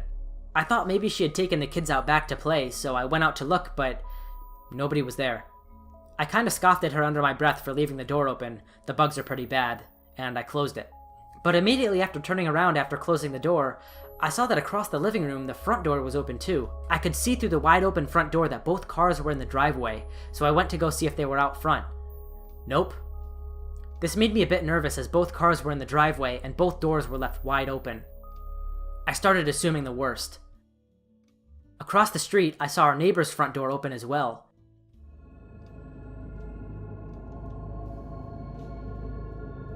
We are very close with our neighbors. The dad is a childhood friend of mine, and the kids have known each other ever since they were born, pretty much. So I just walked over and went in the front door, thinking my family was probably over there. Nope. Not a damn trace. Obviously, at this point, I started getting panicked. I couldn't find my family, all my doors were open, and my neighbor's house was in the same exact state. All of their cars were parked as well. I went to walk back across the street to get my phone, and I noticed the house next to mine had their front door wide open too, and the one on the house on the other side. This is when I lost my shit. I felt like I was in a goddamn horror movie or something. I looked down the street and every single front door I could see was open, and not a damn soul could be found. I went back inside into my room to get my phone that was charging from the night prior, and as soon as I pull it off the charger and unlock it, I hear the front door open and my wife and kids' muffled voices. I sprint to the kitchen to find my wife with bags of groceries in her hands. She just tells me to help her unload them. I ask her where the hell her and the kids have been, and how they even went anywhere without taking one of the cars. She looks at me like I'm stupid, and tells me that she took her car, and that she's been gone for like an hour. I explain to her the entire story, and she still just looks at me like I'm stupid. She asks me if I'm sure it wasn't just a dream, and I am positive I was not dreaming. Absolutely positive. She tells me she believes me and that we can look into it, but I could tell she really didn't. Who can blame her? Typing all this and going back to read it, I sound like a fucking lunatic, but I don't know where else to tell the story or anyone else who will really listen to me. I think I'm going crazy. Edit. I spoke to my buddy across the street as well, and he said he and the family have been home all day, but there was clearly nobody there when I went to look for mine.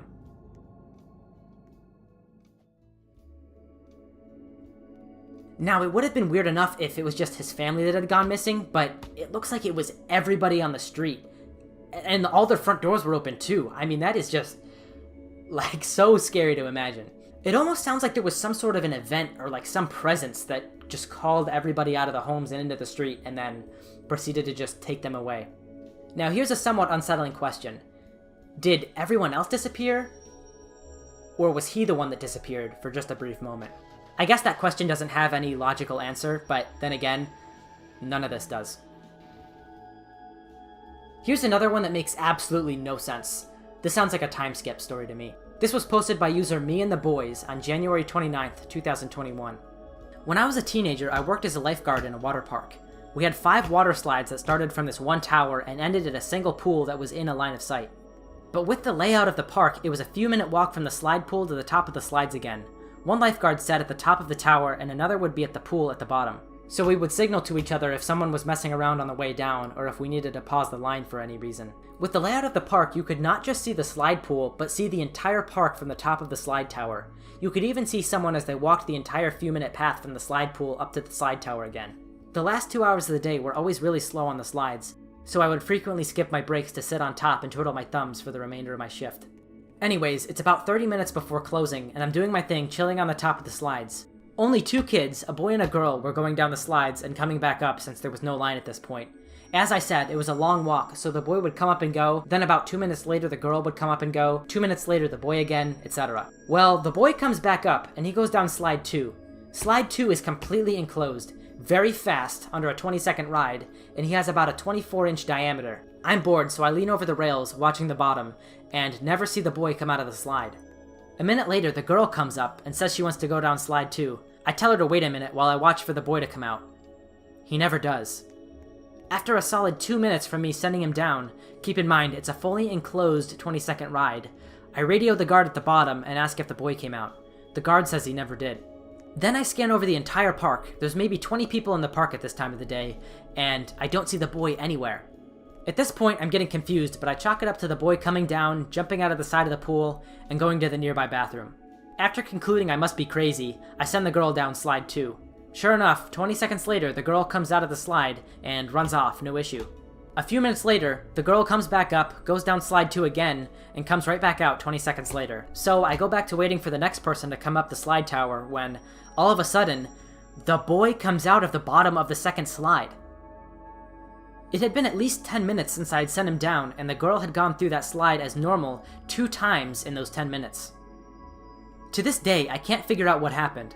Like I said, slide 2 is fast, narrow, and fully enclosed. There's no way to stop yourself on the way down. Trust me, I've tried. And even if he did manage to stop himself, there is no way that that girl could have passed by him at all, let alone unimpeded in the normal 20 seconds. This boy just disappeared off the face of the earth for 10 minutes and respawned in the middle of slide 2 like nothing happened. I've gone over it in my head many times, and to this day, I still have no clue what happened to that boy for 10 minutes. Now, for a little bit, I just wanted to dismiss this one and say that the kid just somehow, got up into the slide and just hung out in there, but that doesn't really make a lot of sense when you reread everything, because he said that the slide probably has, a 24-inch diameter, which, it's gotta be a small-ass slide. And so for this girl to go through twice and not slow down at all, or bump into him, or push him out, is very unlikely. And again, he said that he's tried to stop himself in the slide himself and just wasn't able to do it because of how fast it is.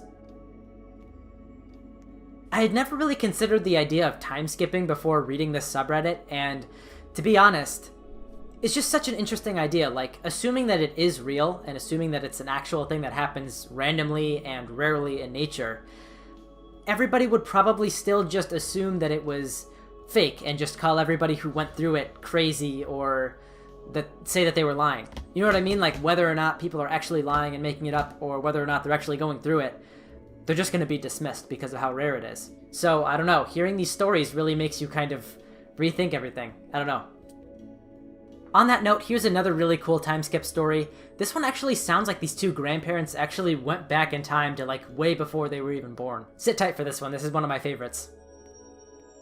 So I've heard this story a million times and I absolutely love it. My favorite glitch story. Been meaning to write it for a while, so here we go. So when my grandparents were very young, right after they got married, they went to Devon for their honeymoon. This was about 60-ish years ago. Now, they'd been to Devon many times in a similar spot, and they're reasonably familiar with the area. One afternoon, they decided to go for a stroll down a forest track. After about half an hour or so, they stumbled upon a gorgeous old worldly tea room, and they decided to go in for a little snack. My grandmother had a tea cake, my granddad a scone, and a pot of tea between them both. They particularly enjoyed the tea and asked what brand it was so they could purchase it for themselves. What struck them the most about this quaint little tea room was how old-fashioned it was. Even the waitresses were wearing uniforms which seemed very out of date. They seemed very smart though, and everyone was very busy working hard. They spoke again to their waitress, paid, and complimented how wonderful it was. After about a week, they decided to return because they had enjoyed it so much, and they were eager to get another cup of that tea. So off they went, down the path, and they took every single step exactly as they remembered to get to the tea room. When they finally reached where it should have been, they came to a dead end. No tea room. Just a wall of row upon row of adult trees. They just couldn't understand it. It was absolutely impossible. They had followed the route perfectly, and yet there was absolutely no sign whatsoever of this tea room. Confused and dumbfounded, they wandered around the woods a bit more, putting it down to their own silliness and just getting lost. After a while, they crossed paths with an elderly woman who was walking her dog, and they stopped and asked her where they could find the little old-fashioned tea room. The woman looked confused and told them there was no such tea room in the forest and that she had lived there her entire life, so she would know. My grandparents started to feel delusional, and they told the woman that they had actually been there a week ago and had gone in for a bite to eat and drink, so that was impossible. The woman seemed very confused and said they must be mistaken. The only tea room which is in the woods had been closed down many years ago, even before my grandparents were born, but she had been to it as a little girl. After pressing the woman a little harder and describing the tea room with as much detail as they could remember, even down to the tea brand, she seemed dumbfounded and agreed it sounded exactly like the tea room she remembered from her childhood. They parted ways and joked that it must have been a slip in time. My grandparents still tell the story with so much detail that it fascinates me. And while my grandmother might tell a tale or two, my grandfather is the most humble and honest man, and he cannot explain what happened, but even when he tells the story now, he gets goosebumps. I think it's an amazing story and by far my favorite glitch tale. The funniest thing is, the tea brand still existed after all those years, and they drank it for years before it got too expensive for them to send from Devon. Alright, here's a very short one. While I read this, I want you to imagine it happening to yourself for the full effect. This was posted by user Tortellini on February 2nd, 2021. I'm not sure if this is the right sub to share this story, but one day some years ago after school, I came home as per usual. Took my shoes off at the front, then walked towards my room to drop off my backpack. I open my door and see me standing on the other side of the bed just staring, wearing the same uniform as me. I've never seen myself so vividly and from that perspective. I was just having like a 3-second stare-off with myself. In the moment though, I freaked out, dropped my bag, ran out of my room. The interaction was very brief, but honestly traumatic. Then I was gone, but it was the craziest out-of-body experience ever. Personally, felt more like I was seeing another dimension. Any thoughts? Okay, I just want to point out that if you are seeing this right now, and you haven't skipped around a lot, you've been sitting here for over an hour. So clearly you enjoyed the video, and I really hope that you subscribe and see some of my future stuff. I also post a lot of fictional stories as well, and a lot of them are along these lines, so I really think you'll enjoy the rest of the stuff on the channel. I also do have a second channel now where I'll just be posting a lot of personal videos, so if you just want to keep up with me and see more of me, I'll have a link to that in the description. And that's it. Bwah!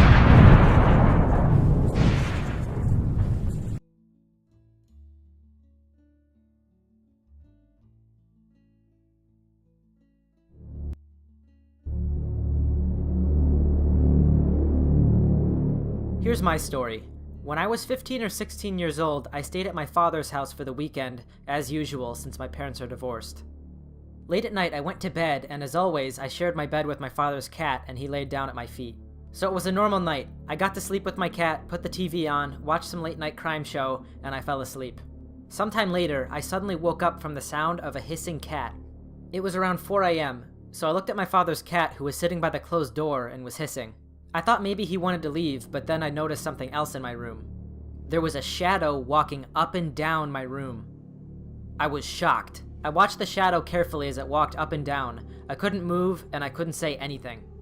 Eventually, the shadow noticed me and looked straight at me. It had no face, no nothing. It was just a black shadow. I got really scared since the shadow was walking towards me and I was still laying in bed.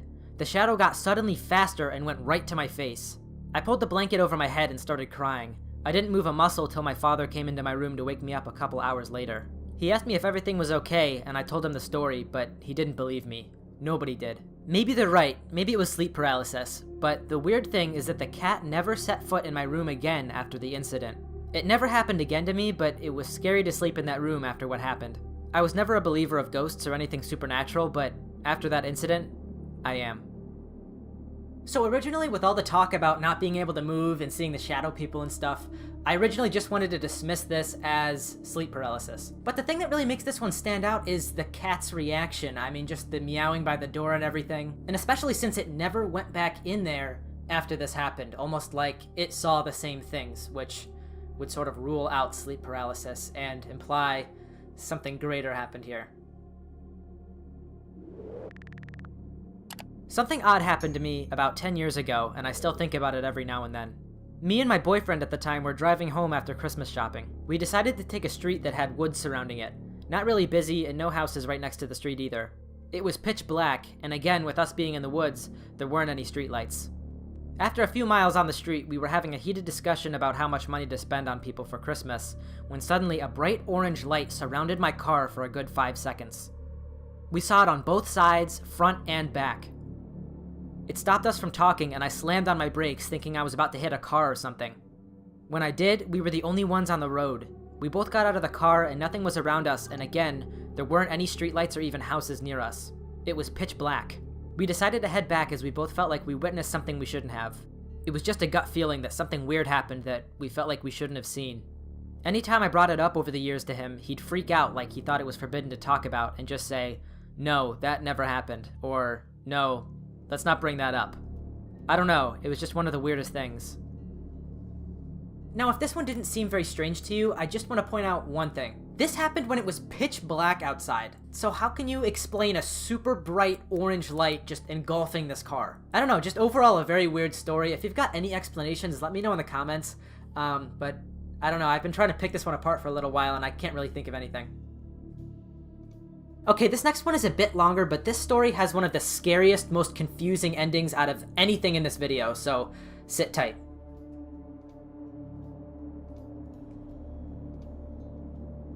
I have a story. It's more sad personally, but definitely somewhere on the creepy scale. Basically, something stole the body of my family's dog. A few things to note for this story. First, my house is situated on a sort of half valley. We have a high escarpment creating a U-shape all around us, and if you know anything about mountains or sheer walls in general, you know that they do a damn good job at making things echo. Secondly, my family used to have a dog named Rusty. He was a poodle, real friendly and sweet. He's the focal point of a few major events looking back. Anyways, when we first got Rusty, I always remembered him wanting to be outside during the early morning and night, but never to do dog things.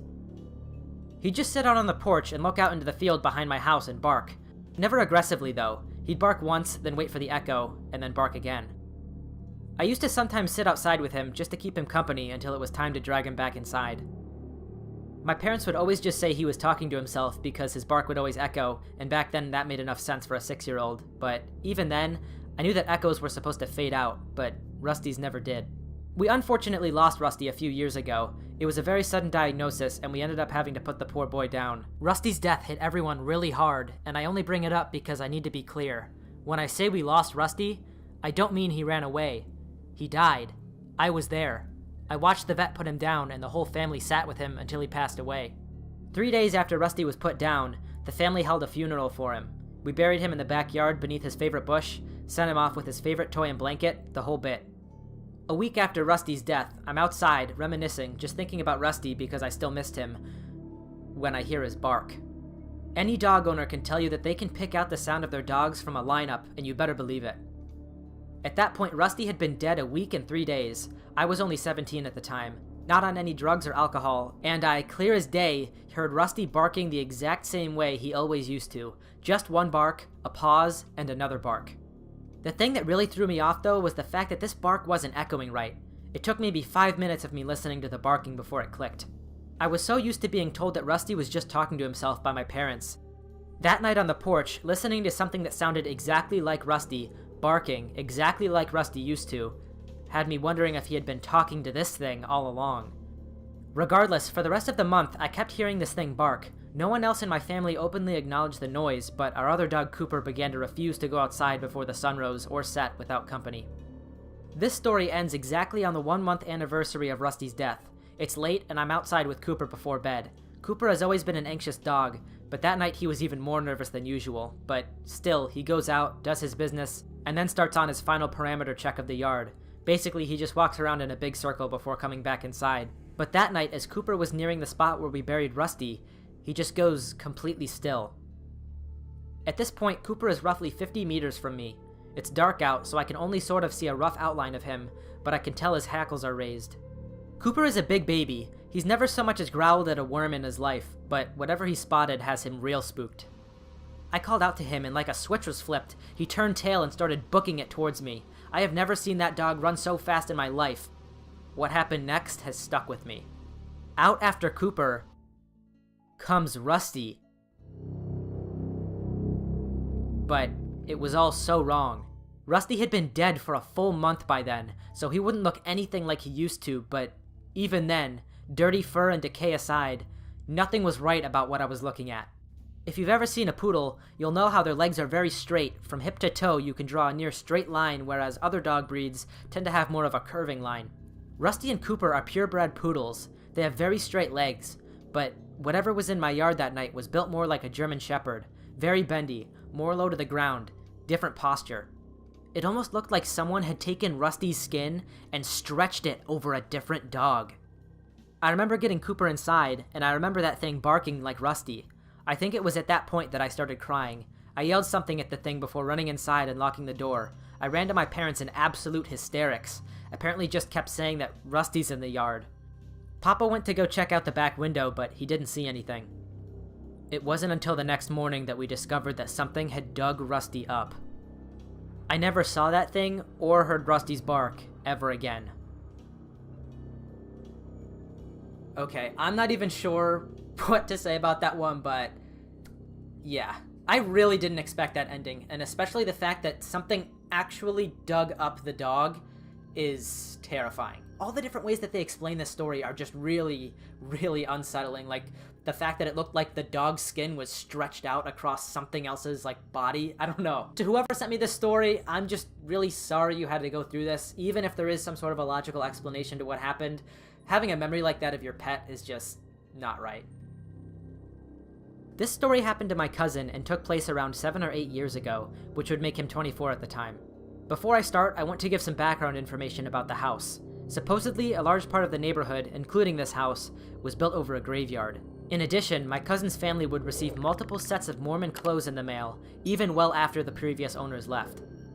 My cousin was having a conversation with his uncle about paranormal things. Eventually, this conversation led them to talking about whether they believe in the supernatural or not, and my cousin said he was skeptical. Fast forward 2 weeks later, and my cousin is home alone at 7 p.m. All the lights in the house are off, except for his room light. He's positioned diagonal to his door, laying on the floor on his MacBook. He mentioned that he was reading about the NFL team, the 49ers, when he had a sudden urge to look at the time. As he went to move his eyes to the top right of the screen, out of the corner of his eye, he could see something peeking their head out of the bathroom and into his room. My cousin immediately shifted his eyes to this thing, and although he only saw it for 2 seconds, he was able to describe what it looked like. It had a really pale face, almost like a kid's doll. It had hair that was long, but very thin and oily, almost like it hadn't showered in weeks. Worst of all, it had an unnaturally wide smile with missing teeth. Before my cousin could get up to shut the door, the thing went back into the bathroom with its hair visibly flowing behind it. At this point, my cousin is racing around his room with a million thoughts in his head. He's called my older brother, but he didn't pick up. He called his mom, but she didn't pick up either. He's racing around his room, not sure what to do, when he starts to contemplate on whether he should climb out of his second-story window. He ultimately decided against this because he thought it was the thing trying to play tricks on his mind. Eventually, he decided he had to do something and he couldn't just stay there. He put one hand over his eyes and used the other to open the door, past the bathroom, and navigate downstairs. He grabbed his keys when he got downstairs and ran out of the house, forgetting about locking it. He drove to the nearest McDonald's and called his mom to tell her everything. In our religion, we believe in something called jinn, another being that basically function like humans, except we can't see them, but they can see us. The reason I think it took a human form is because my cousin was saying how he was skeptical about their existence and didn't really believe in them. Nonetheless, I think he does now. My story happened a few years ago when I was about 18 or 19. I also want to add that I don't believe in ghosts, and I have tried to rationalize this story many times. However, I've never found a definitive answer for what I saw. Anyway, I used to live in an old 1950s house on a council estate in England before moving away. Unless you're from the UK or Ireland, then you might not know what these look like. I've included a picture for reference of some council houses I found on the internet, but imagine something similar to the house in The Conjuring 2 if you've seen it. Our bathroom/toilet was at the top of the upstairs landing, so you could easily see downstairs into a part of the kitchen when you were next to the bathroom door. Well, one winter evening after a shower, I left the bathroom and saw my brother walking by the sink in the kitchen. All I could see were his black work boots and black cargo trousers. I went into my parents' room to speak to my mom about something and brought up that my brother was home. She seemed surprised. He was apparently meant to be working until very late, and she called down to him, but he didn't answer. I then went downstairs to see if my brother heard my mom call him, but I could not find him. I searched the entire house, but he wasn't there. My mom, a little worried that he had come in and left without saying a word, phoned him and asked where he was. She and I were shocked to hear that he was still at work and hadn't been home. Now we were freaking out, thinking someone had walked into our house and left. However, as I said, we have a dog, and she barks like a little maniac if anyone knocks or comes into the house. She would even bark at us coming through the front door, and she had not barked. I was confused on what had happened and was quite scared that I had witnessed a possible home intruder. But the story doesn't end there. When asked by my mom to describe what I saw in the kitchen, her face turned white with shock. She told me that my older sister had said the exact same thing to her only 2 weeks prior. She apparently described seeing someone wearing the same black boots and cargo trousers in the kitchen and viewed it from the same place as me. It is really strange that we both saw the same thing and thought it was our brother, but there was no one really there. We have never had this experience again, and in the years since, we have always tried to explain and rationalize what we saw. Like I said, I don't believe in ghosts. It couldn't have been an intruder as the dog hadn't barked. She would have. It also couldn't have been my brother playing a prank, as he would have fessed up when seeing how worried my mom was. He would have definitely come clean in the 5 to 6 years since, as it's something we talk about every now and then. If my sister hadn't seen the same exact thing as me, I would have assumed I was just seeing things, so there's no way I was having some sort of a visual hallucination. My words may not mean much, but I swear that this really happened and it did scare the shit out of me. I sometimes think about what would have happened if I walked straight downstairs. Who would have been waiting for me? A sneaky home intruder that had been casing our home for a few weeks? Or something much more unexplainable, even sinister maybe? Now, ever since I first talked about doppelgangers, at some point, I don't even remember when that was, but at some point I did, and ever since then, everybody's been sending me a ton of stories, submitting all these different experiences of times when they've seen someone who looked similar to someone they know, but it clearly wasn't them. I'm like hearing shit, man. But the idea of just seeing someone who looks like someone you know and isn't, like somebody who's trying to purposely impersonate them, is just... oh, I don't want to think about it. There are some even creepier stories similar to this one coming up in this video, so... oh, I am not gonna sleep tonight. Okay, so a couple months back, I woke up from a deep sleep. This occurred during the middle of the night, and I couldn't move at all. Not one bit. To give a little bit of context, I have a big window right next to my bed, and at night I close all the windows and blinds. Anyways, when I woke up, I heard someone walking right outside my window. The walk was very formal-like. The person took very even steps, if that makes sense. I also heard keys being dangled, almost like the ones janitors have on the side of their hips. This person would never stop at my window, but just kept walking past it, over and over again. This happened for about 10 to 20 minutes, and after that I heard my dog walk past my window. I could recognize her steps because she often walks past my room, and she walks very lightly on the ground. This happened for another 10 to 20 minutes of my dog doing the same thing this person was doing. Like I mentioned earlier, I couldn't move at all, like not even tilt my head. Fast forward a couple of minutes, all the noises completely stopped. However, there was a shadow at the bottom of my door, outside of my room, and this shadow just stood there for a little bit. After a while, the shadow just opened my door and walked in. I couldn't recognize who it was just a black figure. All of a sudden, this figure was on my bed, on top of me, facing the window and opening it. At this point, I don't remember what happened after that, but I do remember waking up in the morning and feeling really confused. I concluded that this was sleep paralysis. This was the first sleep paralysis I've ever had. But when I opened my blinds, my window was wide open. I definitely closed it the night before. What's even creepier is that when I went outside, there were boot marks walking past my window. Bear in mind, no one ever walks past my room outside, just my dog. I don't believe in the paranormal, but I can't find an explanation for what happened that night. Okay, that is a very strange story. So like many of you guys here, I also almost wrote this one off as just a normal sleep paralysis story as well. But how can you explain the window actually being opened in the morning? That is That makes no sense. Now, I actually want to know if you guys have any similar stories to this one where something seemed to happen in a dream, then apparently actually happened in real life. I've just heard a few that are like that, and they're kind of interesting to me, and I'd like to cover more. So if you have anything like that, comment it below or submit it in the link in the description. I've seen 2 doppelgangers of my brother. First encounter. My younger brother, Evan, is 2 years younger than me. I was 13 and he was 11. I was coming home from taking a walk around the neighborhood when I saw my brother on the sidewalk on the opposite side of the street riding his bike. He was facing away from me, but it was unmistakably him. No other kid in my neighborhood had the red bike and bright green helmet like he did. He passed by my house and continued riding toward the cul-de-sac. I didn't think anything of it until I entered my house and saw my brother watching TV in the living room with my mom. Needless to say, I was very confused.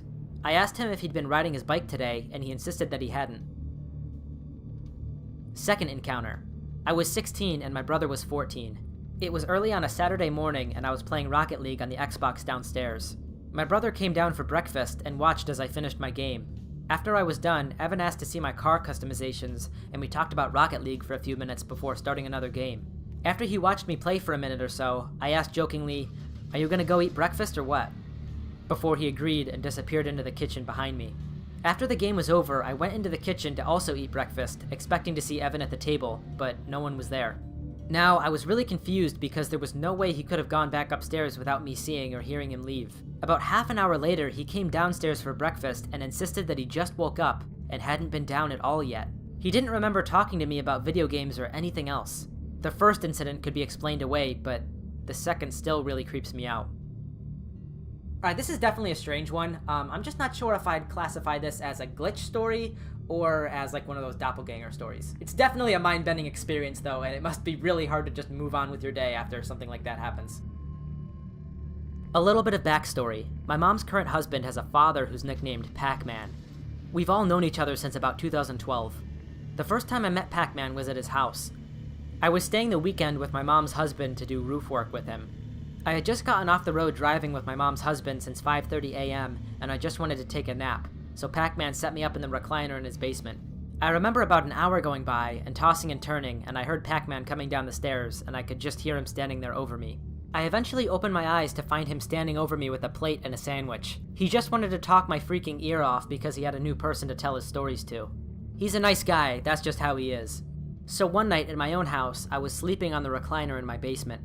I woke up and saw Pac-Man standing over me and shut my eyes really quick, pretending to be asleep. I didn't want him to see me awake and start talking to me and right from waking up. That's a lot first thing in the morning. I figured it was probably like 11 a.m. since there weren't any windows in the basement. I stayed there with my eyes shut for about a minute until Pac-Man walked away. I could hear him start walking up the steps. I opened my eyes one more time and actually see him walking up the steps too. I heard him at the top floor and just kind of pitter-patter into quietness. Eventually, I opened my eyes to see that he wasn't there, and I was like, cool, my plan worked. But then my chest and stomach sank as I looked past the staircase out into the sunroom to see that it was still dark outside. I pulled my phone out to check the time, and it was 3 a.m. Pac-Man lived a good 40 minutes away, and he would never drive at night. He can't see at night. So I hopped out of the recliner and ran upstairs and checked the whole house. I checked every room. I even opened my parents' room, and my mom woke up, and I told her I was just freaked out and checking the house. My mom would not let me tell her what happened because she didn't want to get scared. A couple months later, my sister told me that she had seen me walking around, but she claims that it wasn't me. She didn't go into detail about her story. I tried to tell her mine to relate, but she was so terrified that she wouldn't hear it. She wouldn't let me finish because what she had seen was so real that she didn't want to get freaked out and never be able to stay at my mom's house again. I've never seen a ghost, but I have seen a real doppelganger, and I'm telling you, man, I don't know what to say. Alright, what she saw while she was sitting in that recliner was terrifying enough, but even beyond that, apparently her sister also saw her walking around in the house. That just makes this even worse. Again, although this stuff is really interesting to look into, I don't really recommend that you look more into it from personal experience because it is a little bit... There's a lot of mythology and there's a lot of different religious stuff that goes into a lot of these different things, and it can kind of freak you out and psych you out a little bit. You can if you want. I'm just saying you're kind of going into a little bit of a rabbit hole with that, so you've been warned. I have a lot of stories that I could share here, but this one actually has 2 videos that I'll send that show part of the events that transpired. Also, I'd like to make it clear that yes, I know what I did was very stupid, and I have learned my lesson and won't mess with things like I did. My mom already gave me quite an earful about it. This was in 2020, and I had seen a TikTok video of someone using candles to, quote, communicate with a spirit that was in their house. And my dumb self thought, huh, that sounds like a cool idea. So later that night, after both my mom and her boyfriend went to bed, I lit some candles on a mini shelf with some cool dragon figurines and swords displayed. It's important to note that I waited until the air conditioning shut itself off, my fan was off, and my door was closed so the air was completely still. I then asked something along the lines of, is there anybody that would like to talk to me? And if there are any wandering spirits that need to rest, you may stop here. That is where I messed up looking back, as I meant to say they could stay for like a few minutes, but never clarified that. I kept saying that if anyone's here, please interact with the candle on my left to communicate with me. After a bit, while the other two candles are still, the one on the far left begins to flicker wildly back and forth, while the other two that were right next to it stayed perfectly still. Very surprised, I grabbed my phone to take a video of it. After a while of this, I stand up to blow out the candles and say something like, "Thanks for stopping by to talk with me." Then all three candles start acting up, but not at the same time. Each candle would literally take turns flickering and growing super tall as I sat there and watched. After a few minutes of this, it hits me that I should be recording this, which I then did. I eventually blew out the candles and mostly forgot about it. Then, my new accidentally invited ghost pal decided to make itself comfy. I think it was maybe 2 or 3 days later, but I was in the shower after fencing practice around 8:45 p.m. when I hear on the side of the house, right on the outside of the wall the shower is next to. I immediately think it's my mom's boyfriend trying to scare me, so I ignore it. Then I hear my mom call out, "Was that you? Are you okay?" I called back out, "No, that was on the side of the house." I quickly finish up, get changed, and go out into the living room and explain that no, it wasn't me. It sounded like it was someone who was banging on the side of the house, and I assumed it was my mom's boyfriend, who I'll call David. David is sitting in his recliner with a blanket and my cat on his legs, looking very comfy and not at all like he was just outside trying to scare me. When I tell him that I thought it was him, he denies it along with my mom, who told me she's been sitting since we got home from practice. We're talking about it when, a few minutes later, we hear a banging again, but instead of the side of the house, it's on the glass sliding door that leads into the backyard. We have blinds over it so we couldn't see anything, but it was the very distinct noise of someone banging on the slider with their hand. David immediately goes into his bedroom, grabs his pistol, and heads outside to check. He comes back in and says there was nothing out there. It's at this point I remember what I did a few nights ago, and realize I might have invited an unwanted house guest to stay with us. I wait until David leaves the room so I can sheepishly tell her my very, very stupid mistake. She's immediately a mix of mad and confused, like, why in the world would you try to summon something? And to my dismay, immediately tells David, who begins lecturing me about bringing spirits into this damn house. Over the next few days, we hear banging and knocking in various different parts of the house. My mom said she'd take care of it. She and David go to bed, and here's the part that quite literally cannot be rationally explained by me, Mom, or David. My parents have a small humidifier on their dresser that they turn on at night that has a switch. I think it's called a toggle switch or something similar because it has 3 different settings you can flip the switch to. They have it on the far left switch, which quietly humidifies the room. The middle switch turns it off, and the far right turns it on with a little nightlight. It was a few minutes after they settled in, not yet asleep, when they both heard an incredibly distinct click, click, and just then, the nightlight turns on. They told me they both looked at each other, and David said to her, "You've got to be f***ing kidding." They wake me up to tell me what happened, which again, is most likely the result of my stupidity a few nights prior. There's literally no way it could have done that on its own, since the switch is old and it takes a little force to turn on and off. The next day, my mom buys some black candles for protection and said she's done something to get rid of the spirit, and since then, there have been no other issues. Alright, I've been waiting for a while to talk about this one. So again, looking back at that video, I cannot pull apart how one single candle was flickering and the other two were just completely still. Not only that, she specifically asked it to move the left candle, and that's the only one that moved. The others, which were right next to it, stayed completely still for the most part. This person also sent in a video of their room where they showed how the air vent was closed during the time, the window was closed during the time, and even the door was closed, so it's very hard to see how an air current would have caused any of this. I have had multiple strange stories in my house, but these two in particular had me scared for sure. It was my youngest sister's 4th birthday, and we had decided to invite our friends over. I vividly remember my mother combing her hair and asking me to grab a deep red bow to finish off her look. It's worth mentioning that my parents' room is directly straight from the top of the stairs, and once you enter the room, you could enter the bathroom, all by walking in a straight line. I started walking up the stairs, looking at my feet before turning my face up to meet the bathroom door, as always. Except, the bathroom's door was slightly open, and a woman with straight long hair and long nails scraping the door stares at me with a huge smile. Scared, I started blinking rapidly until she went away, and I stood there in shock, scared for my life. Fast forward to earlier this year when I was taking a nap in my bed. My parents were not home, and it was time for Maghrib, sundown prayer for Muslims, and the adhan goes off, a call to prayer, while I hear my parents come down and my siblings call me down. I shout downstairs annoyed because of the half-sleep state I was in, and after a minute or two, I decide to go wake up anyways, and I open my eyes. Only to see the same woman now having her hands on my bed, her elbows bent the wrong way, and this time, she wasn't smiling. I started blinking rapidly again to make the woman disappear. Of course, I bolted out of there anyways. Creepy-ass house.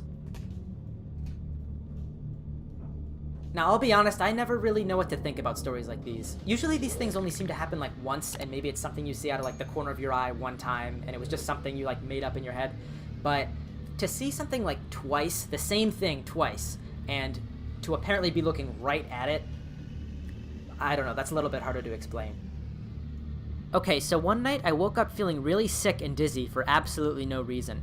I was sat up in bed for a while when I started to hear noises outside, as if some sort of big animals were climbing over fences in people's backyards. I didn't really pay much attention to this, and instead went back to sleep thinking nothing of it. What must have been an hour or so later, I woke up again, feeling even more ill, and this time, I couldn't get back to sleep no matter how hard I tried. Then I noticed that the light in the hall outside my room was on, which I thought was strange because it was around 2:30 in the morning, and my whole family never went to bed later than about 11. I decided to get up and see what was going on, when I realized that the door to my mom's room was open. No big deal, right? She'd probably just got up to get a drink.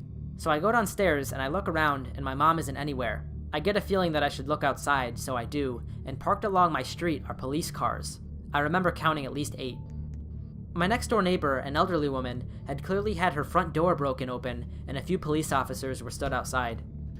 I stood watching for about 3 minutes, trying to make sense of what I was seeing. My mom emerged from out of my neighbor's house and noticed me standing looking out of our window, so she came in to explain what was going on. My mom explained that she too had been feeling really unwell and had noticed noises outside. She had gone to investigate and saw a similar scene to the one I had, so she had gone to talk to the police officers to see what happened, fearing that our next door neighbor was unwell. The police explained that her personal alarm, which is connected to emergency services and calls them if pressed a certain number of times in case she falls ill, had gone off, and that they'd come to check on her. They thought that she'd pressed it to alert them of an intruder in her yard, which was a bit of a strange conclusion to jump to. They then revealed that they'd been on our street and searching all the back gardens with police dogs for about a half an hour before my neighbor's alarm even went off. The police were adamant that they couldn't say why they were searching in our back gardens, but taking into account the sheer amount of officers and police dogs, it was clearly something extremely dangerous. The strangest part of this whole situation, though, has to be this. My 90-year-old next-door neighbor swears that she never pressed the alarm and that it was lying on her bedside table as she was sleeping. She was woken up by the police breaking down her door to check and see if she was okay, and when they explained to her the reason why they'd come in, she became extremely confused and repeatedly explained that she hadn't pressed the alarm. She doesn't have Alzheimer's and is not easily confused, so the fact that she swears she didn't press the alarm is extremely bizarre. The fact that both my mom and I were kept awake by feeling extremely unwell and had a compulsion to get up and see what was going on is also weird. Since this event, we often speculate about the paranormal and what set off our neighbor's alarm and what caused us both to wake up that night. We never found out why the police were searching our backyards. Sorry if this doesn't make much sense, it's a very difficult scenario to put into writing, but it's definitely the weirdest thing that's ever happened to me. Here's really my only question after reading this.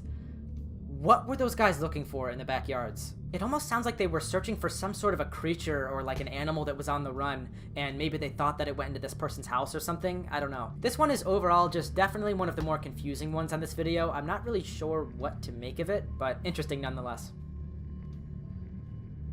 Before I begin, I should start by clarifying that this isn't entirely my story. It's more of my dad's. Although, it did have something to do with me according to him.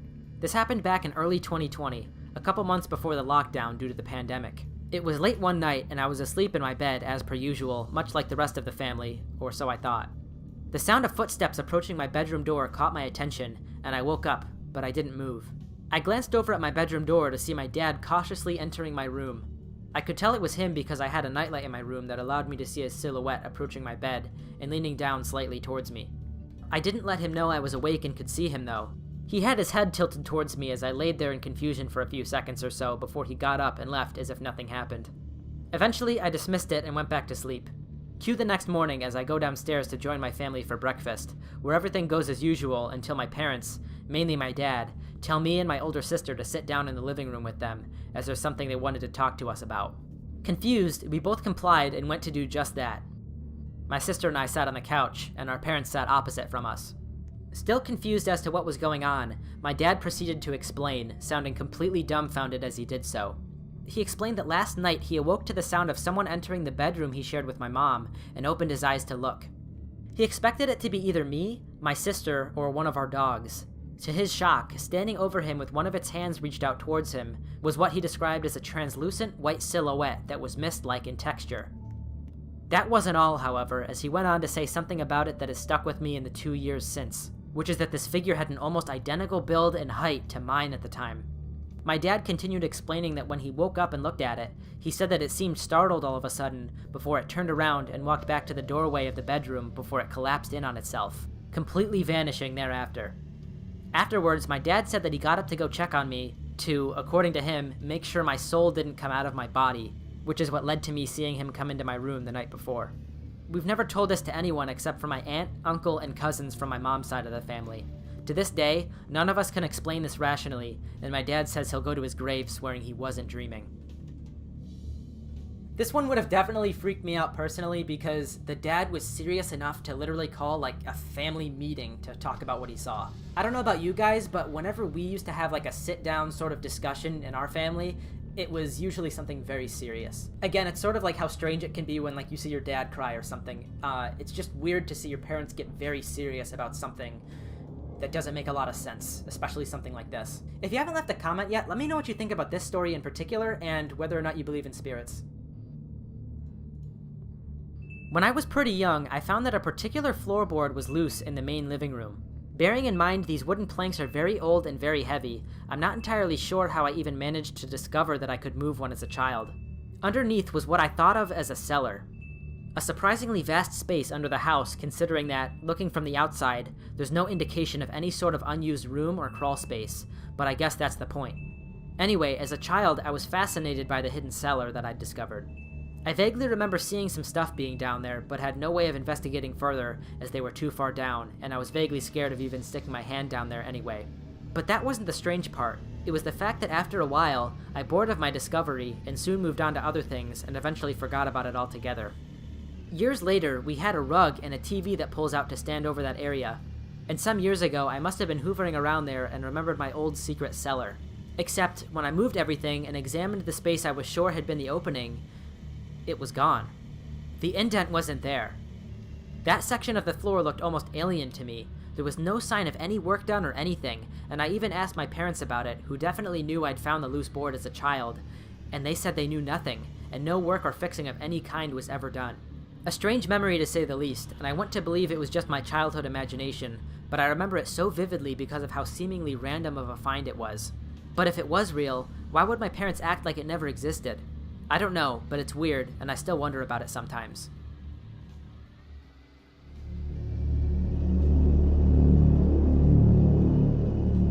My mom had a pretty terrifying experience just after she had given birth to me. She only told this story a few times because it still freaks her out. A few days after I was born, while she was still in bed and recovering, she heard my dad call out to her from inside the flat. It's weird because my dad still used to work at the time. She was supposed to be alone in the house. My dad's voice kept on calling to her and then asked her to bring the baby, which was me. She was freaking out and told the voice to come take the baby themselves. The voice kept on insisting that she bring the baby at all costs. She then called her mother-in-law and asked her to come over to check the house out because she could barely get up on her own. She said the 15 minutes she waited for her mother-in-law was the scariest 15 minutes of her life. Her mother-in-law ended up not finding anyone and checked all the locks. There was no way someone could have broken in. They never heard the voice again. I asked my grandma, her mother-in-law, about it, and she straight up refused to talk about it.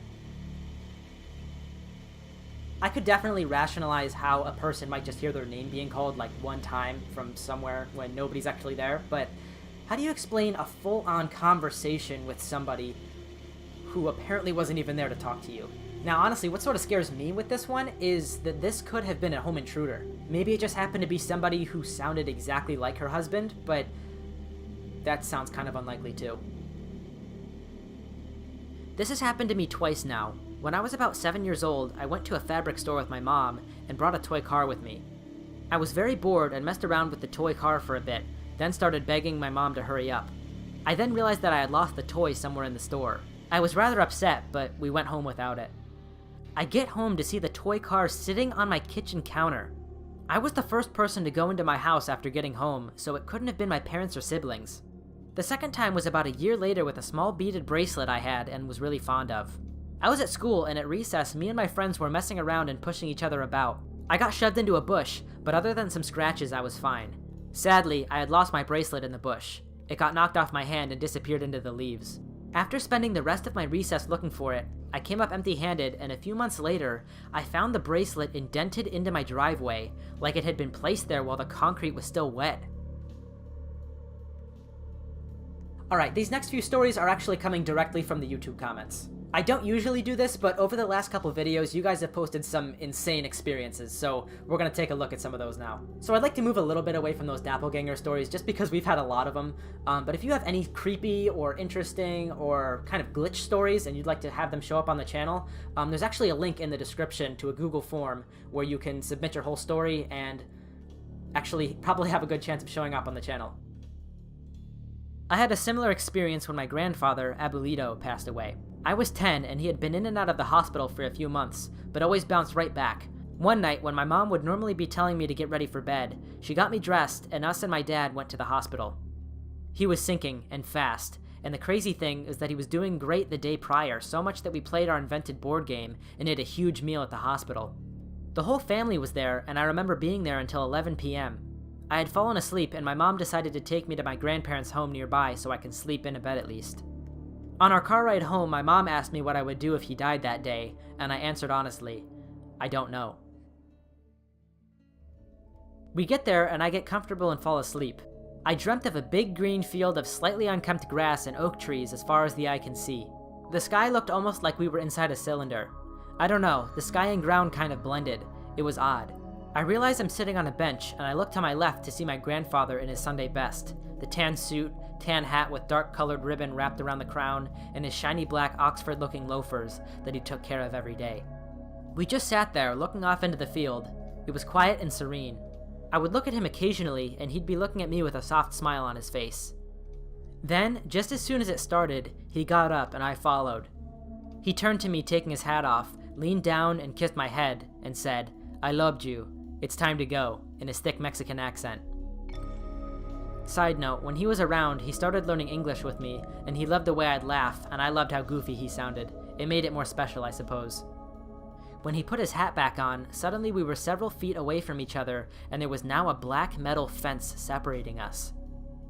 I reach out and grab onto the bars as he waves at me, turning around, and walks into the never-ending grass and tree field. I didn't beg him or anything, but I wanted to go with him. He was my best friend. He was more than just my abuelito. He might as well have been my father, too. Special thanks to my absentee father. My mom woke me up before 4 a.m. and told me to put on my coat because we were going back to the hospital. However, something felt different. I kept replaying my mom's question over and over. It was like I knew he was already gone. I just needed someone to confirm it. When I got there, the doctor came out and told us that he had indeed passed away. They had tried to keep him alive to give my family in California a chance to drive down and say goodbye, but he was gone. In that instant, all I had was shock, no emotion. It all hit later like a ton of bricks on my chest. I cried nonstop for weeks. I would continue to dream of him, but he was always so far away. It didn't feel like him anymore. It felt like a hologram. In my dream, it truly felt like I was there with him. I could feel his warmth, his presence. I could feel his heartbeat, his life. Wow, that is a really amazing story. I just had like my jaw on the floor when I was first reading this. It's just so tragic and yet beautiful at the same time. Everything from the field to that black fence in the dream was just filled with symbolism. So anyways, man, rest in peace to your grandfather. I'm sure he was an amazing guy. One morning when I was about 10 years old, I had a pretty freaky experience. My usual morning routine at that time was to always wake up at 7 a.m., go downstairs and fix myself a bowl of cornflakes, my favorite cereal at the time, before showering and getting ready for school. There was only ever 2 kinds of cereal in the house, cornflakes for me and something else for my parents. The cornflakes always sat on a lower shelf, so it was easy for me to reach. Until one day, something weird happened. I woke up and went downstairs as usual, only to find that there were no cornflakes. This was very strange for my house because my parents knew very well how much I loved my cornflakes. I was the only one who ever ate them, so this was definitely out of the ordinary. I asked my parents about it, and my mom said, "What do you mean? We've never had cornflakes." She didn't smile or giggle or anything, but she had to be messing with me, right? She just seemed too serious. I was starting to get creeped out. I asked my dad, and he said he didn't know what I was talking about either. I had never been so freaked out in my life at that point. The next day I woke up and went downstairs, and suddenly, there it was, a box of cornflakes, fresh, sealed, and unopened, sitting on the shelf as it usually does. I couldn't believe my eyes. I was so shocked. I couldn't believe how crazy this was. I wanted to ask my parents about it again, but I didn't want to come off as crazy, so I just fixed myself a bowl of cornflakes as usual without saying anything before getting in the shower. I'm 15 now, and to this day I'm convinced that I had somehow slipped into an alternate dimension where the only